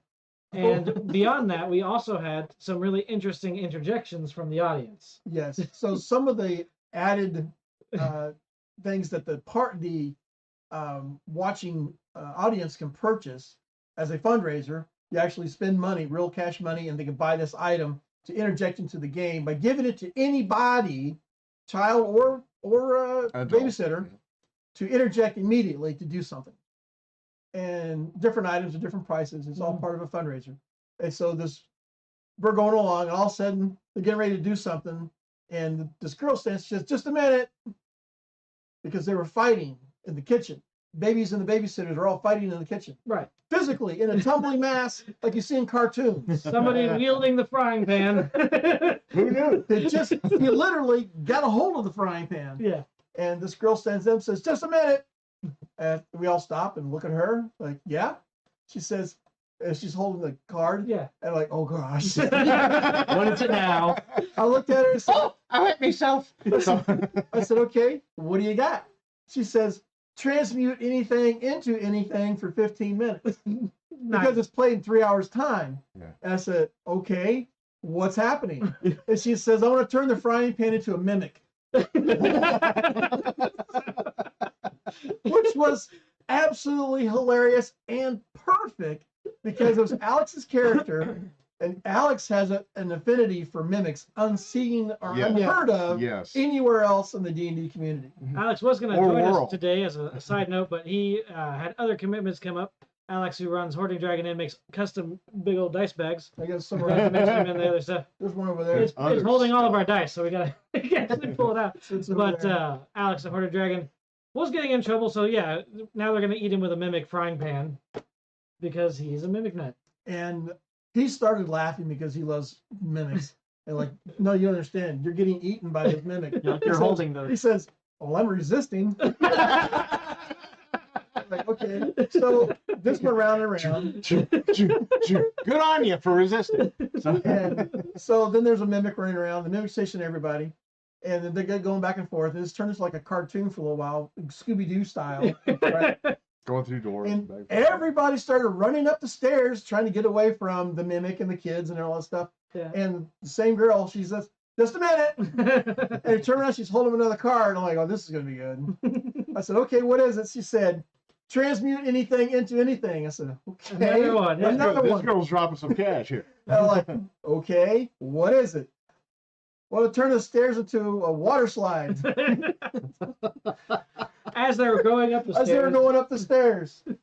Stairs turned into a water slide. Everybody back down to the living room. And the level of the Splash. water goes up in the house. Well, it only runs for 15 minutes. So, yes, there was ankle deep water for a while, which ran down into the basement, which, now they got carpet is wet everywhere. Well, see, I've ran water slides before and actually helped build one, so I know it could fill a house. Oh, yeah. They didn't run it right. No, it got, That's it got only deep. if your Yeah. house is watertight. Yeah.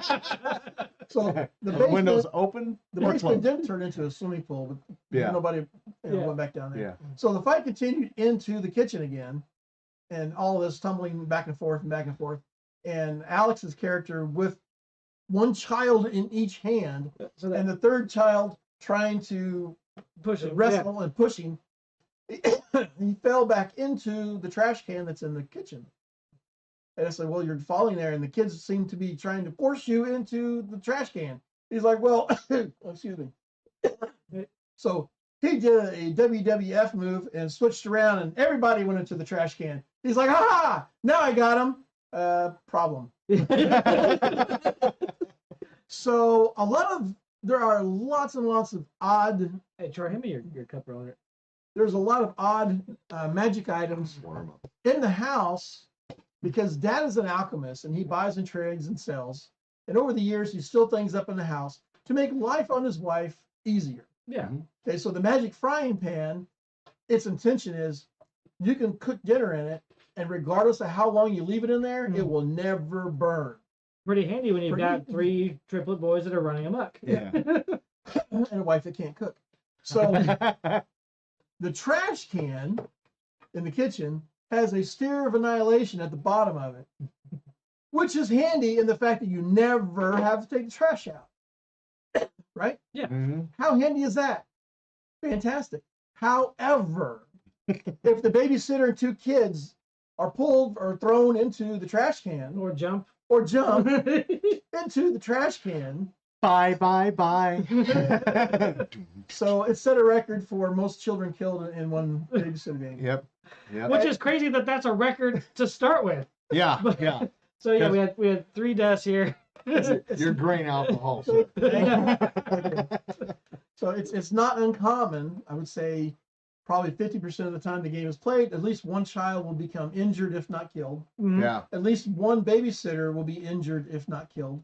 And probably 50 to 75% of the time the house gets set on fire. Not always intentionally, a lot of times inadvertently. Yeah. Because fireball will do that. Because How many these times are that- people that play D&D. They don't babysit in real life. They play that's- D&D that's IRL, the and thing that's that- the mindset. That's the That they thing go that causes into the it. most problem. So you get a dwarven paladin, you're going to have him babysit for a night. Yeah. I have seen a dwarven paladin lose it He's throwing his And- hammer at stuff and breaking walls and down. And... kill a child Yep. because they were not obeying what he was wanting to do. Which You is are go upstairs and eat now dinner. an Well, after the anti-paladin, third time of so- having the bell of ravenous hunger ring, I think I'm done Oh. with it. Yeah, well, Man, there's a spoiler right there. That's what kicks Forget off you all heard the that. excitement. Yeah, it's set up as innocent enough. Just get the kids to eat dinner, and go after And dinner go they to can bed. play until bedtime. Yeah. And it never ever Didn't goes work way. that way. But part of the fun is when you, as a child, get the module, you actually get a copy of it because it's your house. Mm-hmm. So you know where all the stuff is, Yeah. and so Those- immediately the plotting begins. Not to behave, No. but to Yeah. go and cause as much chaos as possible. Oh, chaos with a capital C, absolutely. Yeah, the players who are the children get a copy of the house. Yeah. I give them 10 to 15 minutes to read it. And immediately they're like, hey, did you see what's on page 12? And they're like, what? What? And there's Oh my full- God. there's high definition full color maps included with this. It's not Yeah. something you have to draw out, not something you have to make up. It's Yeah. all there. Yeah, the character sheets for the 3 children, the play maps, and there's even a small black and white map for the DM as a reference. Yeah. It has everything ready to bring chaos to your neighborhood. If you Highly recommended. if you catch us at VisionCon or Tremendicon, definitely grab a seat if it's available. But you can also pick it up for yourself over at griffonskeep.us on the shopping tab.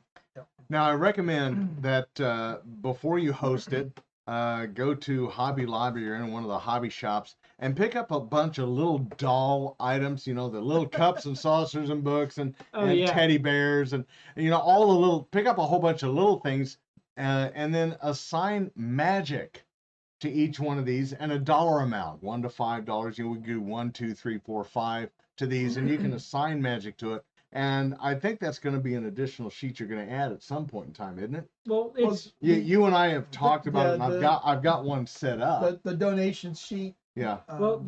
if you're a game master like us that runs at events, Mhm. particularly events that support charities, then this is a product that you can pick up and run it like we do Yeah. to build up a fundraiser for a charity event Yeah. at a convention or And, something. and I of that put a nature. spreadsheet together with that and dollar amounts on it, and we're looking to expand that, and we'll probably have it on our website. You can also always hit us up griffonskeep.us. Yeah. if you get one. Hit us up through Griffin's Keep or go to our Discord, and we can give you some guidance there on Yeah. running the game for yourself. It's been a lot of fun. Every time we run it, it's always different. I can't Every talk to time. him about it for maybe 2 days because he's in disbelief about all the shenanigans.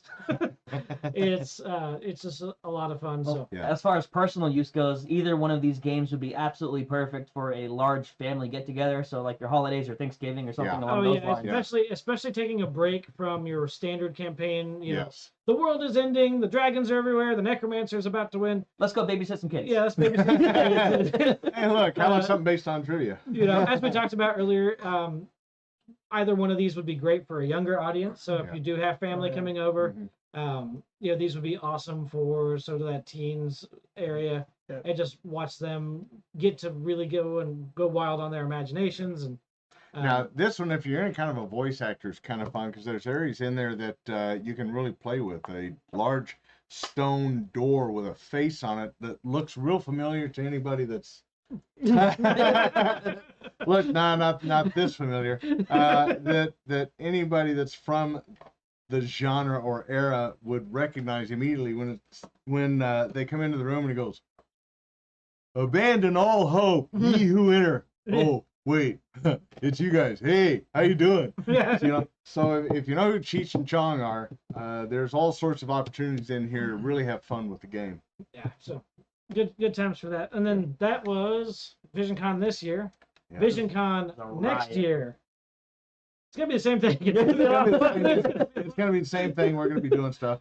So yeah, for sure we're gonna be Panels back. and swag. There'll be swag. Yeah. VisionCon's expanding some of their digital stuff, so Yeah. we're going to be helping in that regard. We're going to see if we can get into panels, but you can definitely find us running games at VisionCon. Mhm. VisionCon has definitely got a large focus on gaming. They're seeking to expand it. It used to be bigger in pre-COVID years, so we're getting back to seeing increased attendance and more interest in gaming. They actually demoed new games. They had 2 new games that were demoed this year. So you can come and check out the latest and greatest before it even hits the shelves, maybe play tests, get feedback. We're looking to be at VisionCon. It's going to be a lot of fun. Now there's contests on game building That was done at at Tremendicon. Tremendicon. So this is something that I was exposed to for the first time on the first Tremendicon. That was phenomenal. They actually have a contest. You know, bring something you've been working on or do something here anew. And there is actual prizes that will develop and print your game for you. Well, for the last 2 years, they ran it. Yeah. And each of the 2 years, a game developed at the convention has had an offer to purchase and develop the game with like actual money behind the offer. So it's a very cool thing. And that was impressive. That was incredible. Well, it's one of the things that's neat about Tremendicon as a creators convention. And then those are certain those games are things that we'll be probably playing in a couple years at VisionCon. So local conventions are awesome. We really encourage you to get out, whatever flavor it happens to be. You know, meet your voice actors, play your hobbies, buy cool stuff from Tim. But buy cool stuff from us. Yeah. Or you can also find our again, I'll mention here, Witches and Watchtowers. They're 3D printed stuff that Troy and Gwydion have managed to break now. I didn't do that. I can't say. But listen, We have to twist it on. We have videographic evidence, Mr. Producer. Yeah, maybe. Yeah, I'm pulling it up right now. Videographic Just evidence. It's broken. No, it's on the wrong It screws side. on. It's on the wrong side. His came from that side. See, and But Gwydion, why would you do that? So if you don't break it like Gwydion, it'll last for a long time. No, it's been good. It's not Gwydion proof. But again, local creators Nothing is with, Gwydion proof in knuckleheads. with So. cool swag and things of that nature. Your local game stores, your local cons. Cool skull. It's Beats your so neat. roll. So. And now we have. Anyway, so that's some of the stuff we've done this year, and some of the stuff we're looking forward to next year. Now Geekmas was at the big venue a couple of years ago. We just had their 10th anniversary this year, and we held it at the Drew Lewis Foundation at Fairbanks, and that's at Broadmoor, That's here in North Springfield. Broadmoor in Springfield, Missouri.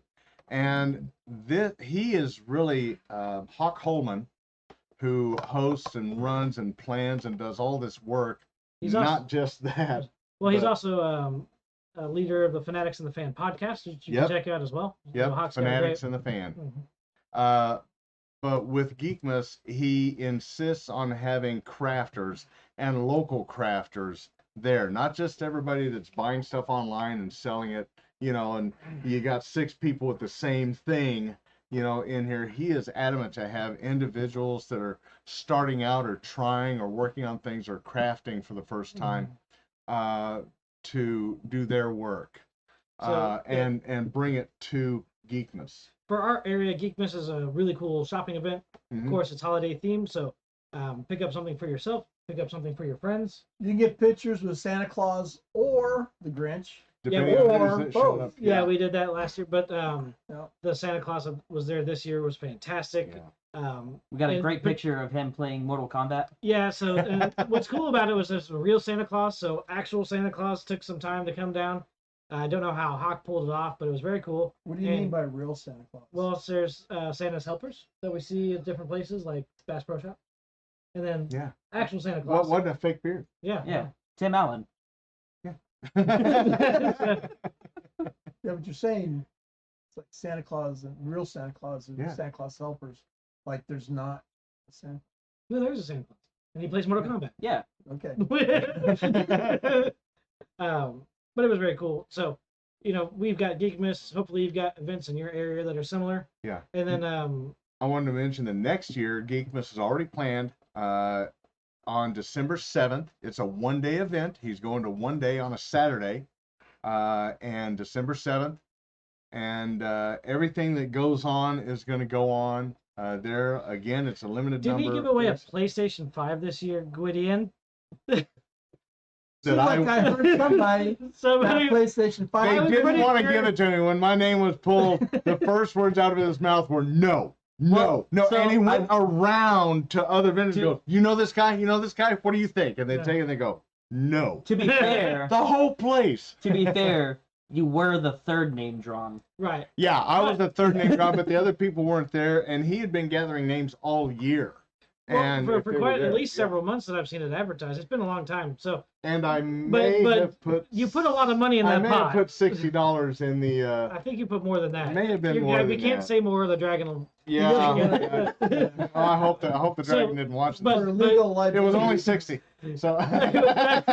that's all she allowed. Can Yeah. neither confirm nor deny. Yeah, That's I right. was pretty sure it was a big old. Anyway, so Geekmas is another one of the events that also supports a charity. So the Drew Lewis Foundation in this case, Yep. and the PlayStation 5 raffle raised several $100s Yeah. for the Drew Lewis, and that was beyond some of the other fundraising that Yes. was done there. So Lots of different fundraising going on for the I same just had to charity. give you a and hard time on that, but it yeah. was a successful You notice I event. never mentioned that before, so. Yeah. Oh, we weren't gonna let that. Oh, slide. not intense. I'm not gonna let that But slide. Geekmas was a lot of fun. It was. We were there, of course. We got a chance to talk with some folks, and I picked up some stuff for myself and some of these guys that I know. Oh, the artist. Oh my gosh! So Patrick, wasn't it? yeah, Patrick Yeah. was a Patrick. visiting Wow. artist. Troy, do you happen to have his info handy? Which one? Patrick? Oh, you mean the one that I hired for another project? Yeah, we've also got another project, but Yeah. his prints and I bought a lot of his Oh, canvases. I got all 4 of the Ninja Turtles. They look fantastic. Oh yeah, they're like mirrored yeah. on each other, but it's And then, all so totally aside different. from that, so here Yeah. we go. Yeah. Shout out here, Patrick Rasmussen. He's an airbrush artist, so actual airbrush. Oh, He's Full got, airbrush. Full airbrush. It is amazing. You have got to see his I don't- Lost Boys. Yeah. I saw the Lost Boys bought it to me. I'm like, I don't Yeah, care but what this the is. So, but Tombstone. it's his website. Don't let the dragon see this. The I don't His, Tombstone. care. his fantasy his website fantasyrealms.com. It's PHANTASYREALMS.com. He's got a ton of stuff you can order right there off Yep. the website, You got the QR Uh, code. and there's the QR code Mention Geekmas. for sure. And then if you need to send him an email if something's out of stock or if you wanted to make a request, pjrealms@gmail.com. He's been at a lot of stuff. He goes to conventions every weekend. He's planning on being back in our area. He goes all over the place. But so we got him, Witches and Watchtowers was there. I remember meeting the ladies again. We Got it. had some cool fiber crafts. We had people who were knitting some stuff. Oh yeah. So But he almost got a hat, but he doesn't have any hair, so Well, that's why I needed the hat. Those I hats know. were so nice though. There was like the alpaca. Oh, it man, was like it was hand good. knitted. It was so nice. I There would was a love to new have guy. one. There was a new guy there, a new kid that was starting leatherwork for the very first time. dude, he had and some really cool he stuff. had his own table and stuff. We hope he's back next year, because that's the sort of thing that we love to see. Is people starting a craft, starting a venture, starting a game, and we love supporting that, and we love seeing that, and we wish him and everybody else well on So that as this well. Patrick's vendor area, being an artist, he had a wall behind him and stuff. And as I was walking past, the picture that caught my attention and clubbed me in the head and dragged me over to the table. It drug your wallet over the table. It dragged my wallet over to the table. He had this beautiful picture of Elizabeth Taylor as Medusa. Yes. And I stood, it was so realistic. Like, it was like a picture from a movie. And I stood there looking at it, Rolodex in my head, going through all the movies that I've seen Elizabeth Taylor in, and all the fantasy movies I've seen where there was a Medusa. I'm like, I don't think she ever played a Medusa. So I asked him about it. He says, no, I made that. Yeah. I'm like, can I get a copy of that? That's Well, the kind of imagination he it has, was- and it looks like a photo. It looks like he did a lot of them, and they looked like pictures. Well, Yeah. some of them are on this really high quality paper, but he also has it on canvas as Yeah, well. full canvas. That's where mine was. And they are magnificent. But Yeah. you know what he's been doing for the last couple of years? What's that? Tattooing. Huh. So can you imagine that quality of art as a tattoo? This kind of stuff you want to pay for. Absolutely. Yeah. Absolutely. Geekmas was awesome, and we look forward to year 11. So, Yeah. and then check out local Christmas events in your area. We've got one that we're looking forward to next year. RubleCon is another one-day event Oh, yeah. hosted by a separate organization. But that's a great way to pick up all your stuff that's dropping for the summer. There's always big like summertime releases, the big gaming kickoff. So RubleCon will be a place to pick that up. Now, I apologize. there's a- RubleCon's like every quarter. They do it But quite they- often, but it's the gentleman that runs it owns a game store somewhere. Right. And Maybe that's so what it's I like a big comic thing, and it's cool. But Yeah. Geekmas and things of that nature, a lot of fun. And so even if we're not there participating, we're probably going to be there spending money. Yeah. Yeah. There was a gentleman I was talking to at Tremendicon that was going to run his third year of a convention in Joplin. Mhm. And he was wondering about a place to run it. He's like, I need a venue. And I'm trying to figure out a charity. And I expressed to him, and I hope he did it, and I'd like to see where it went. I told him to ask Joplin High School and use their food assistance program as the charity. Oh yeah. And do that every single year. You'll have a venue every year, and that's really going to help the school system, because that's one of the areas that is kind of out of pocket to do. And this will help kids. It'll help the school system. It'll help their funds and everything. Plus, he's got a venue, a huge place for a lot of people, and it's something he can do every single year, and everybody's going to start knowing about it and is going to start going to it and looking forward to it. And maybe other school systems will pick up on that and start doing it as well. So if you're looking to do a convention yourself or do something big, and you're looking for a charity and a venue, please check that as a possibility. Help our local schools and help their food program that's going out there. Yep. And So- and help give us another place to go. Now that we've talked about all the cool stuff that everybody else is doing, let's focus back on ourselves again. Yeah. But wait, there's But wait, Next year. there's more. just being goofy. Yes, sir. What's our theme for our shows for next year? So, as you guys know, if you've tuned in today, and we welcome you, thank you for being here. We do a once a month podcast, and this year we did Through the Realms. The previous year was Through the Ages. Next year we're going to branch out beyond Dungeons and Dragons. Dun dun dun. It may include Pathfinder. It's okay. So, as we talk about, we're not necessarily, I want to be a dungeon master, but I want to be a game master. Yep. Dungeons and Dragons is awesome. It's one of the games that's stuck around for, where are we at now, 50, 60 years? 50 years in 2024. 50 Yes. year anniversary. So 50-year anniversary coming up.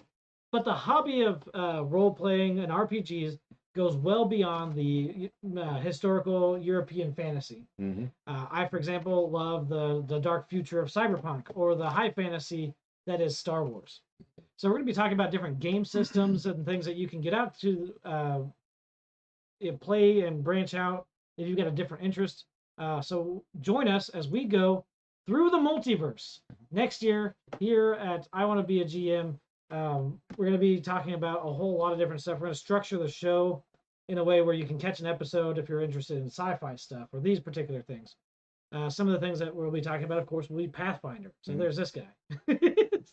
Gwydion, You you really can, have to. There do is nothing other than Pathfinder. but we've got what? Well, that's Two- not true first and because I second know. edition? Yeah, first and second edition, maybe the differences between the two and so on. And, Right. And But so we had Pathfinder. They had Starfinder, which was a sci-fi theme. Yeah. On top of that rule set, and that generated from third edition D&D. Yeah. So sort of familiar territory if you guys have been playing D&D or you've seen some of the older material. We're going to talk about White Wolf's games, of course, Vampire the Masquerade, Werewolf the Apocalypse, Mage the Awakening, all that sort of stuff, and they're also in their 5th edition. Renegade Game Studios gave us the best game ever, Power Rangers. Yeah. But they also have Transformers and G.I. Joe. I want to mix that in with the BattleTech stuff so I can have the Zords versus the Robotechs. You're fired. Yeah, but there's other game systems out there, like BattleTech is a war game, but we saw back in its original release that we had Mech Warrior. So there's a role-playing component, and that's being reintroduced into the current version of BattleTech. So there's going to be a lot of stuff that we're going to cover, different game systems, whether they're D20, D10, D6. Warhammer, GURPS, GURPS, and we GURPS. Blood talked Bowl. well, GURPS. well, GURPS. Yep. well, Savage Worlds. Yeah. GURPS and Savage Worlds are both sort of skeletal systems that then get overlays of themes. Mm-hmm. One of the other popular ones that just came out recently was Fallout. Yeah. So there's going to be a lot of different things for us to discuss. Join us as we go through the multiverse of role-playing games, and we'll show you some of the stuff that's out there and maybe some of the things that you might want to pick up and start to play. Hey, Boris, Mm-hmm. I'm gonna bring this up and put you on the spot. On the spot. Is it a big spot? So we've looked at our videos, and we've come up with one that is like the most popular of our videos. Yeah. And so much popularity that we decided that we're gonna do a special video on just it and re-highlight a lot of the really neat things about it and maybe expand it a little bit more. I'm actually going to make you do a whole video series. You weren't listening to me earlier.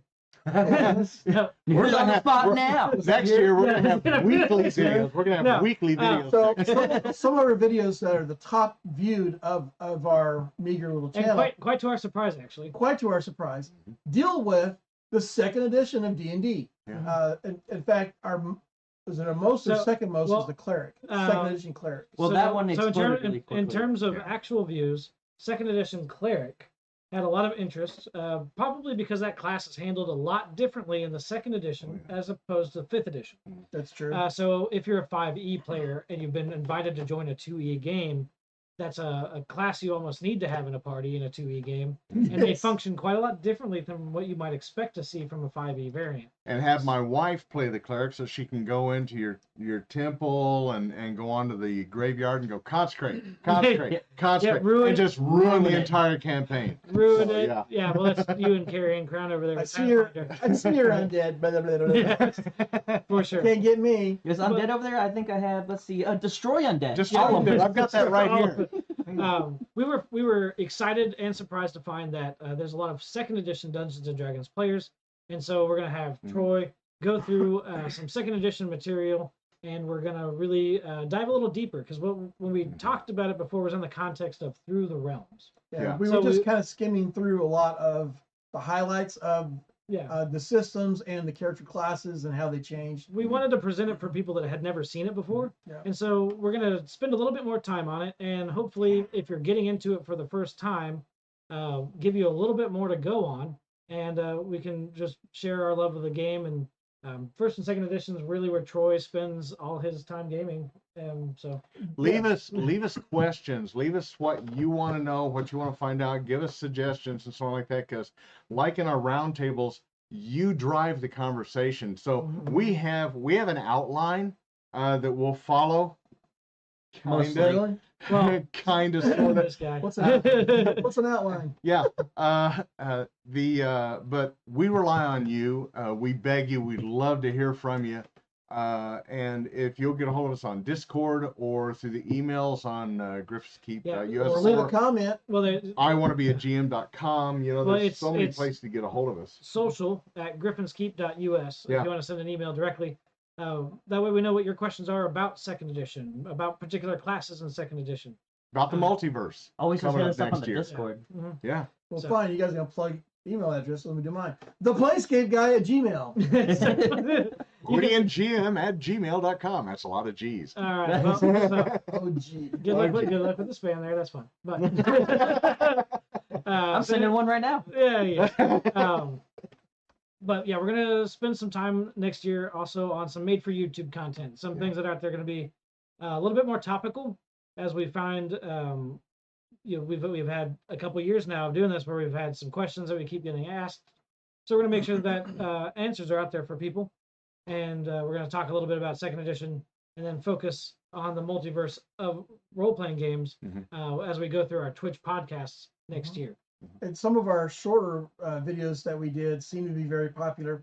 Please comment as to why you like those better than some of our other content, because we're still new at this and we don't have any idea what we're doing. We're just talking about D&D and other games that we love and hanging out with our fellow nerds. So please just send us any comments, tips, advice, please. Please.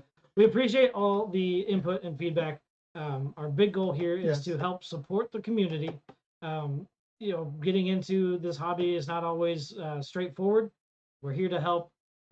We love it when we can all share and everybody's got something to add to the conversation. So definitely let us know. We would love to be able to help everybody. So that's going to be a lot of fun. We are going through the multiverse. I'm going to be talking about Star Wars. There's several Star Wars systems. I'm a big Star Wars games I'm gonna fan. bring the stormtroopers out here for you. Oh yes, that'll be good. The wife is she let me know that she wants that wall to hang up some pictures, so we have to move them somewhere. Dang Christmas. So yeah, That'll be all right. so the stormtroopers have to. I have a big cardboard cutout like you get in the movie theater of stormtroopers. They're in my living room. There's tons of stuff. So that's going to be one of the big projects that we get to focus on next year. It's going to be a lot of fun. Yeah. And then, of course, we're still looking at doing all of our live events. We're revamping some of our workshop series. So we're planning to bring some of our workshops to some of our local game stores, and that's going to start. We've got workshops, everything from learning how to play, getting into the game as a beginner, to making that first transition behind the game master screen, and then all the skills that go into running games, building worlds, writing stories.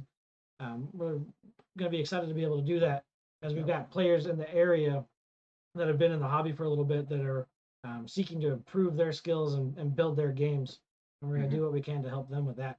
And we've got the next steps with several different classes, and look online and take a look at the list.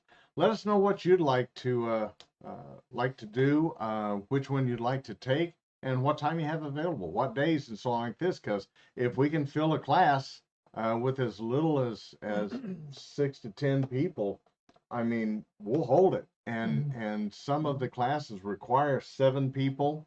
Some of them don't require that much, but we'd like to get at least 6 or 7. When it gets up around the 20, that's usually a max on the number of That people. happened once. I know. But we have handouts and so on like that, as well as the class, and it's very concise unless I hold it You are Gwydion the long-winded. for a reason. Oh yes, well earned. Earned, not given. That's Indeed. right. So, but it's been a lot of fun, and one of the things that I'm hoping we can do next year, probably not by the schedule of it, is actually get to play more. Yes, we play at cons, but we're running we games. play a lot of cons. We play at game stores. We had a guy the other night wanted us to play. They're like, Yeah. I don't have anything to play. Yeah, we didn't bring it with us this time. He's like, oh, come on, you guys are the D&D guys. I know, and I feel really bad right now. We just left it all. Gwydion, Which is- bring your one shot. It is like, but we told him who would be there on Monday night, so he'd definitely be able to get into the game. But yeah, Oh, all this talking. sorry. No, We're you're letting good. you do it this time. I mean, if you look back at the other videos, that doesn't happen a lot. No, it doesn't. What? I try to keep you guys on track. On track. Yeah, For what? like a derailed train. Oh, it's not. It derails, explodes, big fireball. They've already used Hey, the railroad fireball. scrap metal at this point. Yeah, it's been Yeah. bad. I'm just here for the golf lessons. It's all in the So let me ask you guys. Yeah. I got a question for you. And Yes. try to keep it as short as possible. Of the shows we did this past year, Mhm. which one did you like the most and why? And of the shows we're planning and talking about this coming year, which ones are you looking forward to the most and why? I really enjoyed being able to go back through Greyhawk. Mhm. I also enjoyed some of the shows where we had Nathaniel join us for Ravenloft, Katie joined us for Favorite. One. I know, but I think Greyhawk was my favorite because it's not a system, not a world setting that we've got to be in for a long time. It was technically the default setting for 3rd edition. Mhm. Not much came out with it. A lot more happened in Forgotten Realms, and now with 5th edition, Forgotten Realms is the default setting, which is great. It's a great setting, but Greyhawk was a little bit more of your sort of high fantasy, low magic, basic fantasy world, and I liked that a little bit. The flavor was different, and so kind of miss it. And it was fun to go back and revisit it. Even though I wasn't highly involved this last year, I've got a mom that's 91 years old. We're getting ready to move her in with us, and she is she's brilliant, absolute joy. It's just the body's failing, but she's still sharp as a tack. And at one point, she called Dungeons and Dragons Shoots and Ladders. You kids getting together and playing Shoots and Ladders? Yes, Mom. Yes, we are. So, but that's okay, because the Evil Dead shirt that you see me wear sometimes, Mom got that for me at 88. So coolest mom in the world. So that's been taking up a lot of my time, but things are calming down there. But Greyhawk has got to be my fave as well, because I spent years there. I mean, maybe decades there until Pathfinder came out, and then 3.75, and I just took off from there. But it was basically Greyhawk with Empire of the Petal Throne, and then when Forgotten Realms came out, it was basically, oh look, here's some maps we can use for Greyhawk, right? And then started doing some Forgotten Realms stuff. But so much of the stuff that came out in modules was Greyhawk.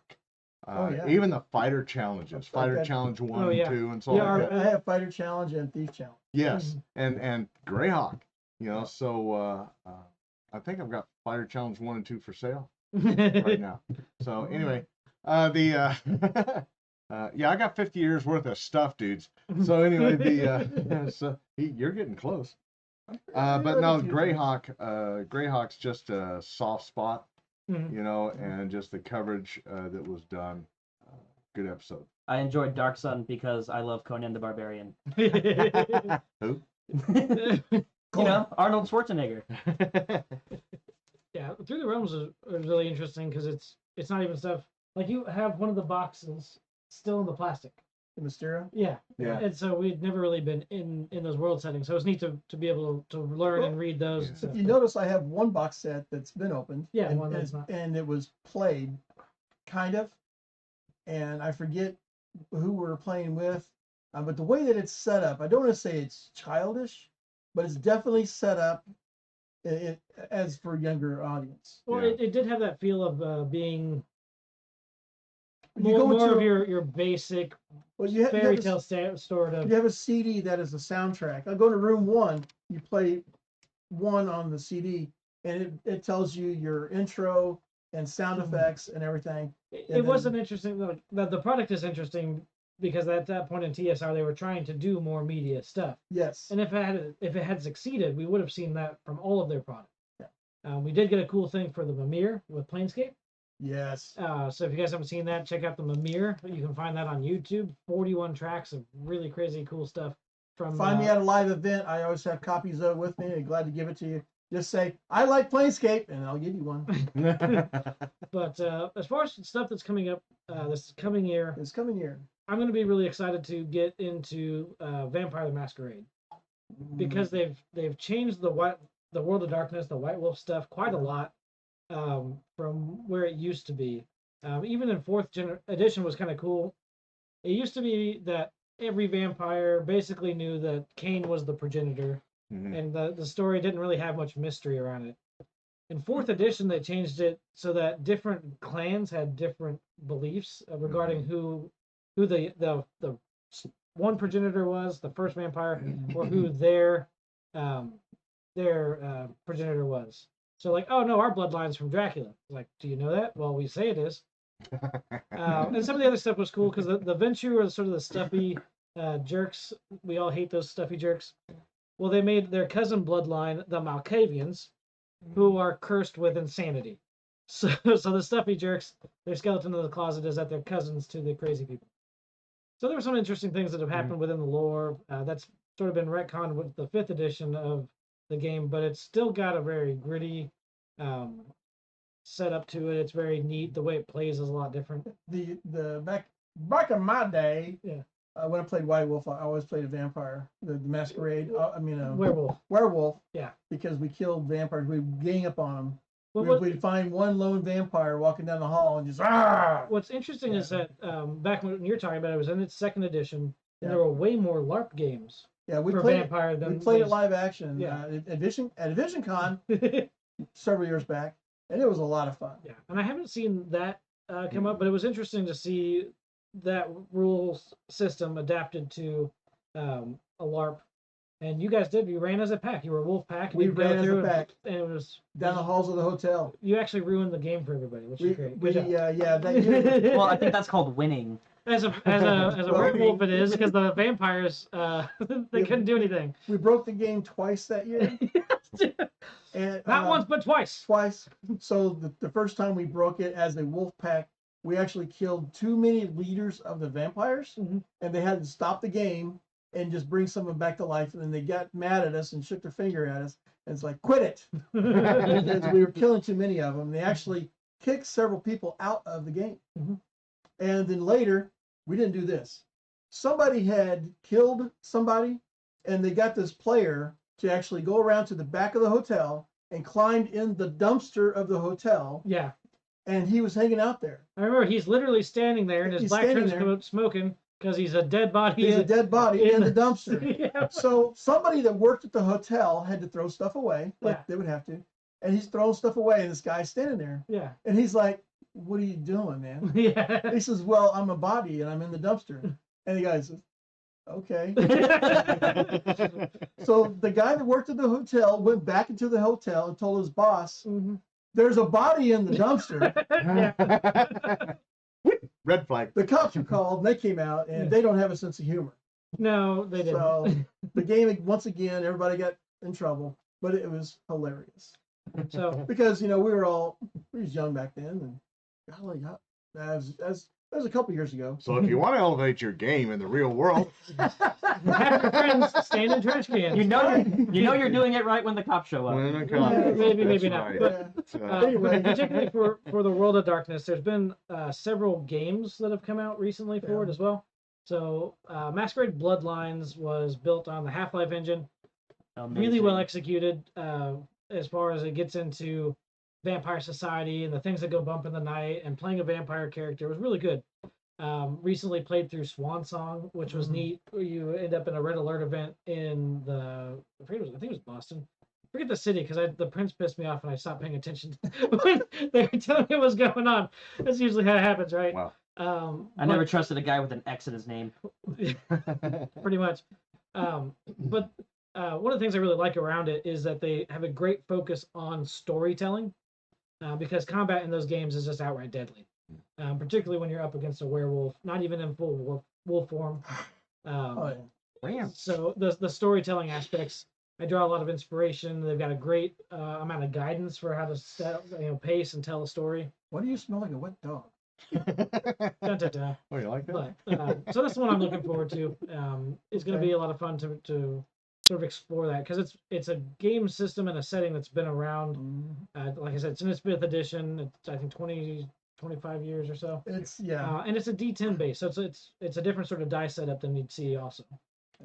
What about you, big man? What are you looking forward to this coming year?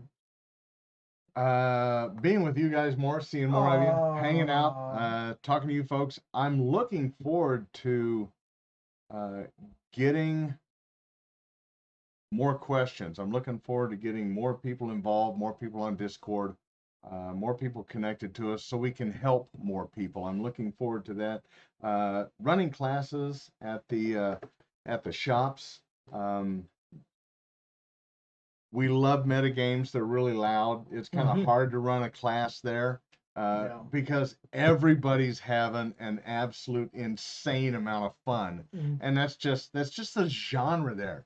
So the smaller venues cater to what we do. I'm looking forward to doing more classes and actually maybe starting to run games on a regular basis, because that's the one big problem in D&D and actually all the genres. Can we get everybody together? Yeah, Well, scheduling. adulting sucks. Yeah, doesn't it?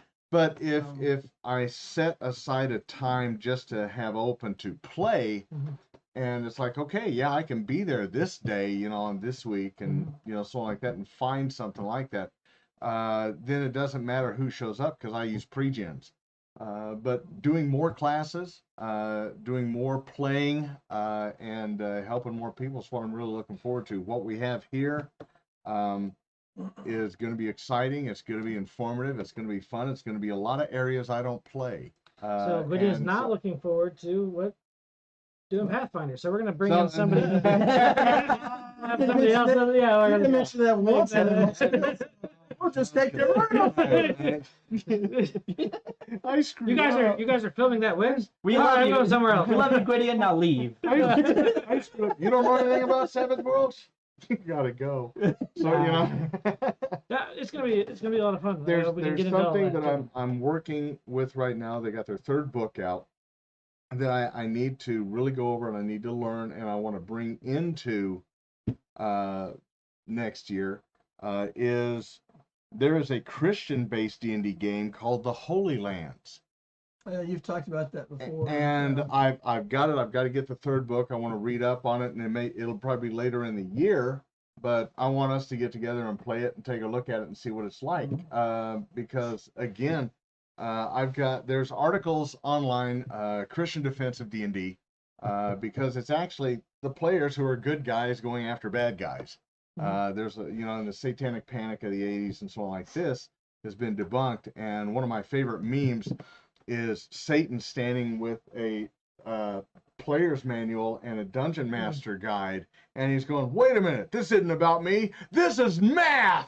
So it's like, yeah, it is. It's a lot of math and all, but I'm interested to see how this one is, how it plays out, and what it's all about, because again, all the genres, all the RPGs, everything out there is viable, and there's something for everyone. Yeah, So. hold that up to the camera over there. As you This is a flyer that I seen at a game store recently, and A little bit lower. looking at the There we go. How's this? down a little lower, a little lower. There you go. So Dungeon Dwellers is a new game system, and right now it's in a Kickstarter. And I was reading about all their material, and I'm going to give them $100 because they give an insane amount of stuff. And the material itself for the game, Yeah, this is mine now. No. it reads a lot like the old basic D&D that I grew up with and love so much. So I'm going to get it just because I think it's great. But the insane amount of minis that they're giving away as part of their $100 package are more than $100. Well, instead of holding up the flyer, Gwydion, why don't we read some of the cool things on there? So if people are interested, they can go there. So, ReaperMini.com. This is put together by Reaper as the game. Let's see. Look at all the stuff inside. So we got different participant roles, village scores. What I'm looking for is where I can have people go to support them. That's coming soon. to Kickstarter. Yep. So the Kickstarter campaign is launching this fall, which is now. ReaperMini.com, I guess, is going to be the place you're going to go to find that, or you may be able to search them out. Give me the QR code back here. Yeah, I already had him do that. Which is Dungeon Dwellers, the role-playing game. You may be able to find that on Kickstarter. Dungeon Dwellers role-playing game at Kickstarter. Check by it out because Reaper. it looks pretty cool. Buy now. Buy Support now. now. Support now. There you go. Oh yeah, support it now. So, Troy, what are you looking forward to? Which of our shows did you like this year? Which of our shows are you going to be looking at next year? Well, the show that I like, of course, is Planescape. I think we had a great time, with the exception of our crazy audio nonsense. We had a lot of fun with that show. Yeah, You'll have to just redo the blame it whole on Mr. Producer. That's why we have a position within the organization that's open for to be filled. Hey, Mr. Producer didn't join us that time. Yeah. Oh, okay. Oh, Well, so whose fault was that? I don't know. So I too like the There's Greyhawk gonna be a because fight. I started my early years in D&D in Mhm. Greyhawk. I have all 4 box sets that include for Greyhawk. I also love it because Gary Gygax developed that world setting, and he is the man. Yeah. Mhm. He invented the game, so I mean, it was good enough for him. It's good enough for me. And I thoroughly enjoyed everything about it. It's not that I don't like the others. I just like it more. Mhm. My next favorite, of course, is Planescape and everything that it includes. Which, when I started falling in love with Planescape, I said, you know what? I need to learn about the other games worlds Yeah. because they're included in this. Thank you very much. So I started buying. I bought Spelljammer. I got Forgotten Realms, and I got a number of things. And then when we started incorporating them all in a big, massive campaign, it became a lot of fun. Mhm. The ones coming up this coming year, I'm kind of interested to see the Star Wars because we have a lot of shenanigans, a lot of fun in Star Wars. Looking forward to GURPS, BattleTech, Warhammer. I'm looking forward to all of them Yeah. because I have so much fun with all these games. And it's cool because a lot of this stuff is like, we've been playing it for a long time and it hasn't gone away. God bless you. Yeah, So a lot of these have seen multiple additions, revisions, updates, or a resurgence. Like BattleTech was originally owned by FAFSA. Yeah. And that company went away, but now somebody else has got it. It's Catalyst Games, and we're glad to see BattleTech back. So giant robots with laser guns. You can't go wrong. no. It's just too much. What would be nice this coming year is if we could find a time to play the game, and then on another date have the video about the game. And I don't know if we can get together. So that I'm going to go often. ahead and I'm going to start researching the self-duplication machine. We'll make clones. We're gonna Yeah, need a- I I already know, have a I time know. machine in development, but unfortunately right now it only goes forward in time at the rate of 1 second per second. But it is a prototype. It is a prototype. Technically It's works. slow. It technically works. I saw that on a Facebook thing. I was like, this has got to be made of BS. But this guy, he claimed he was from the future, and of course they found documentation. They couldn't find anything on him other than an arrest record from like last year. But his house caught on fire, so the police had to, and fire trucks had to come. But he was telling everybody, and going to junkyards and electronic shops and wherever Yeah. he could go, and he was getting all kinds of electronics and miscellaneous junk. He was building a time machine so he'd go home. And everybody's like, oh yeah, that's funny, but I'll take your money here. Yeah, you can have this broken TV set. And he's doing all this stuff. So when the police and fire department come to his house, he had all this junk set up in the garage, powered to the city grid to do, they're not quite sure what. They had all these scientists come in from the college, and they started looking at it and said, you know what? Let's get somebody else to come in here. They brought in scientists from NASA. They says, you know what? A time machine? Maybe. Yeah, I think I saw that. Because a lot of the stuff that he had put together Yeah. was stuff that scientists that are really looking into that have built like on a better scale. Yeah, Right, I it think is the one of the quotes I theoretic heard was models like, and stuff. if you were going to build a time machine, this is kind of what it would look This like. is this is what it would look like. And the thing is, they haven't found the guy. Oh yeah. He's missing. They didn't find a body, but he's just missing. So Well, of course they didn't find the body. It's what we do. That's what we do. You know what I mean? What do you mean? What do you mean? Sorry. Yeah, I know a guy. The guy was missing, but there was a horse head in his bed. Ah. Jimmy Hoffa's still So alive. yeah, let's build a time machine. I want to go back and play D&D with Gary Gygax in his basement. Oh no, it was the attic. There's a basement. No, it was his basement. There's a basement. Yeah. I want to convince him to come up with Pathfinder first.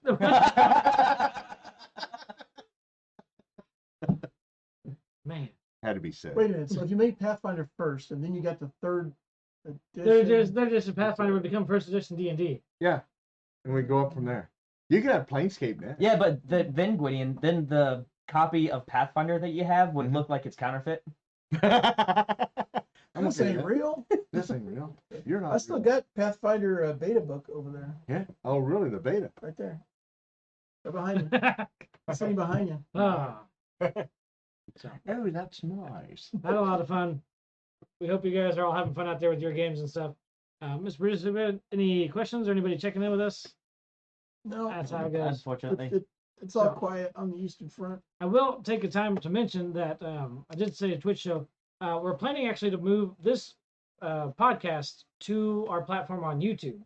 So if you guys have been checking in with us here, you've subscribed with us here, I know there's a lot of duplication, and we really appreciate that you've been here with us on Twitch.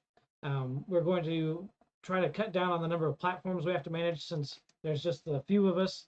So we're going to be moving everything as far as our live events, our live shows, I mean, and our YouTube content, of course, will all be, on the one platform. That's youtube.com/@IWantToBeAGM.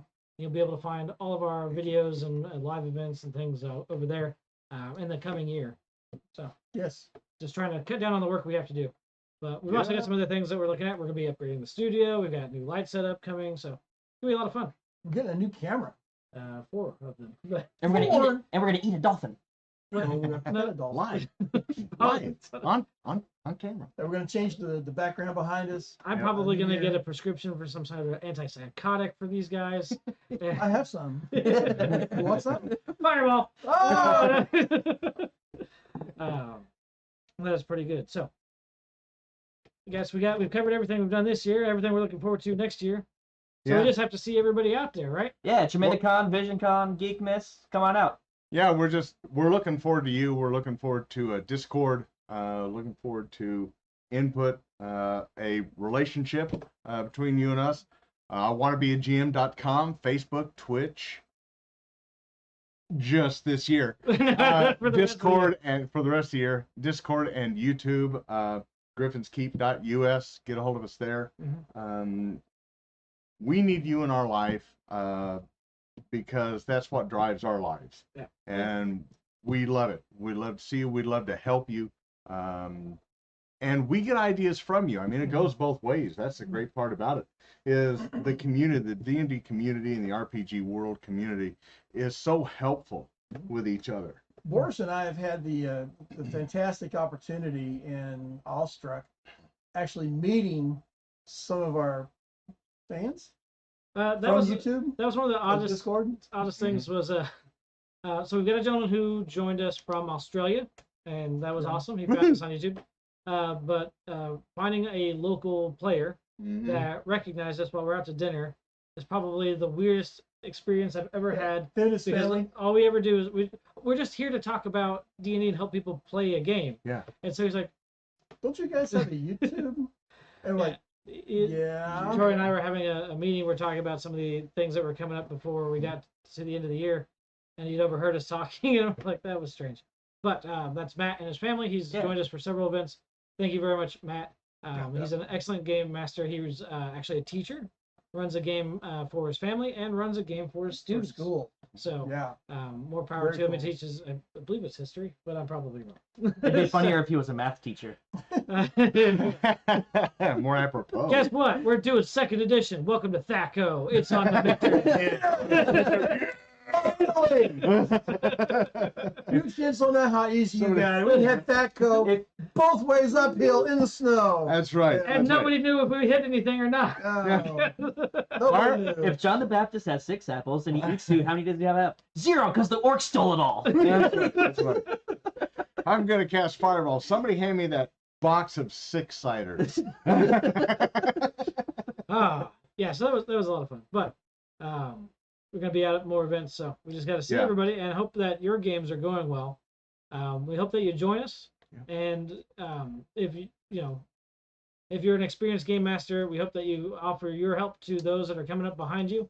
participate in the community. That's what it's there for, so we can all help each other have a better game. We love our tens of viewers that we have out there. And It's appreciate dozens. and Literally dozens. appreciate each Dozens one of of you. tens. No. It's been a wild ride. We're looking to have more fun as the years roll past. And with that in mind, kindly make your final guesses on who's not wearing pants. We'll give you 10 or 15 seconds. 15, Stop it. Now Well, I don't have a usually- body, so. Well, usually it's Mr. Producer over there, but for those of you that guessed Gwydion, yeah, He's wearing.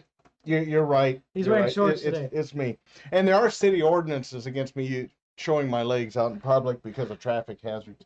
Well, Yeah. there's other reasons nobody wants to see your legs. No, I yeah. didn't think a knee could look like that, but that's No. After 2 surgeries, Are you it'll still being look used in the town square at night as a reflector to guard against that curb? like and quit Hold it. calling me Lighthouse. Shine a flashlight on your legs? So. Oh God. Oh man. Yeah, we're here for you. And I'm just wondering if any one of you are there for me. So we're really No, that's- nobody's qualified. Nobody's qualified. We're here for you, whether So- you want us to be or not. That's right. One last mention. Thank you again to Witches and Watchtowers. I could always mess it up. Yeah. For the incredible donation of the Dragon Skull Dice Tower. We hope to kill many players with this. That's right, not PCs, but actual players. Yep. Yeah, the characters, you're not supposed to kill them. No, killing the players. Wait, yep.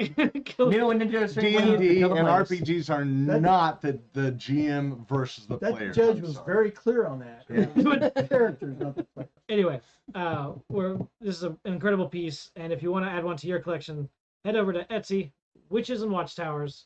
They got Um, dozens of really fantastic castles and fortresses and dice towers and all kinds of other miscellaneous things. Really, Mr. Producer's got a thing he's putting on the screen for our fine viewers at home. And coupons. I don't know about coupons. Well, there's no coupons there, but and again, they do custom prints and Here can it make is. even their mugs in a food safe resin. So if you had any questions, witches and watchtowers at gmail.com, or check them out through their Etsy store for excellent cool stuff. And with that, we are gonna go ahead and sign off. I am Jester Borris. Joining me today, There's Troy, the Planescape guy. Rudy and the long wind. oh man. So And Mr. Producer. yeah, Mr. Producer's been here. Yay, Mr. Producer. Thank you. Thank you. So, we are I Want to Be a GM, and we look forward to seeing you next year. Have a good night. Merry Christmas, and we'll see you next time. God bless.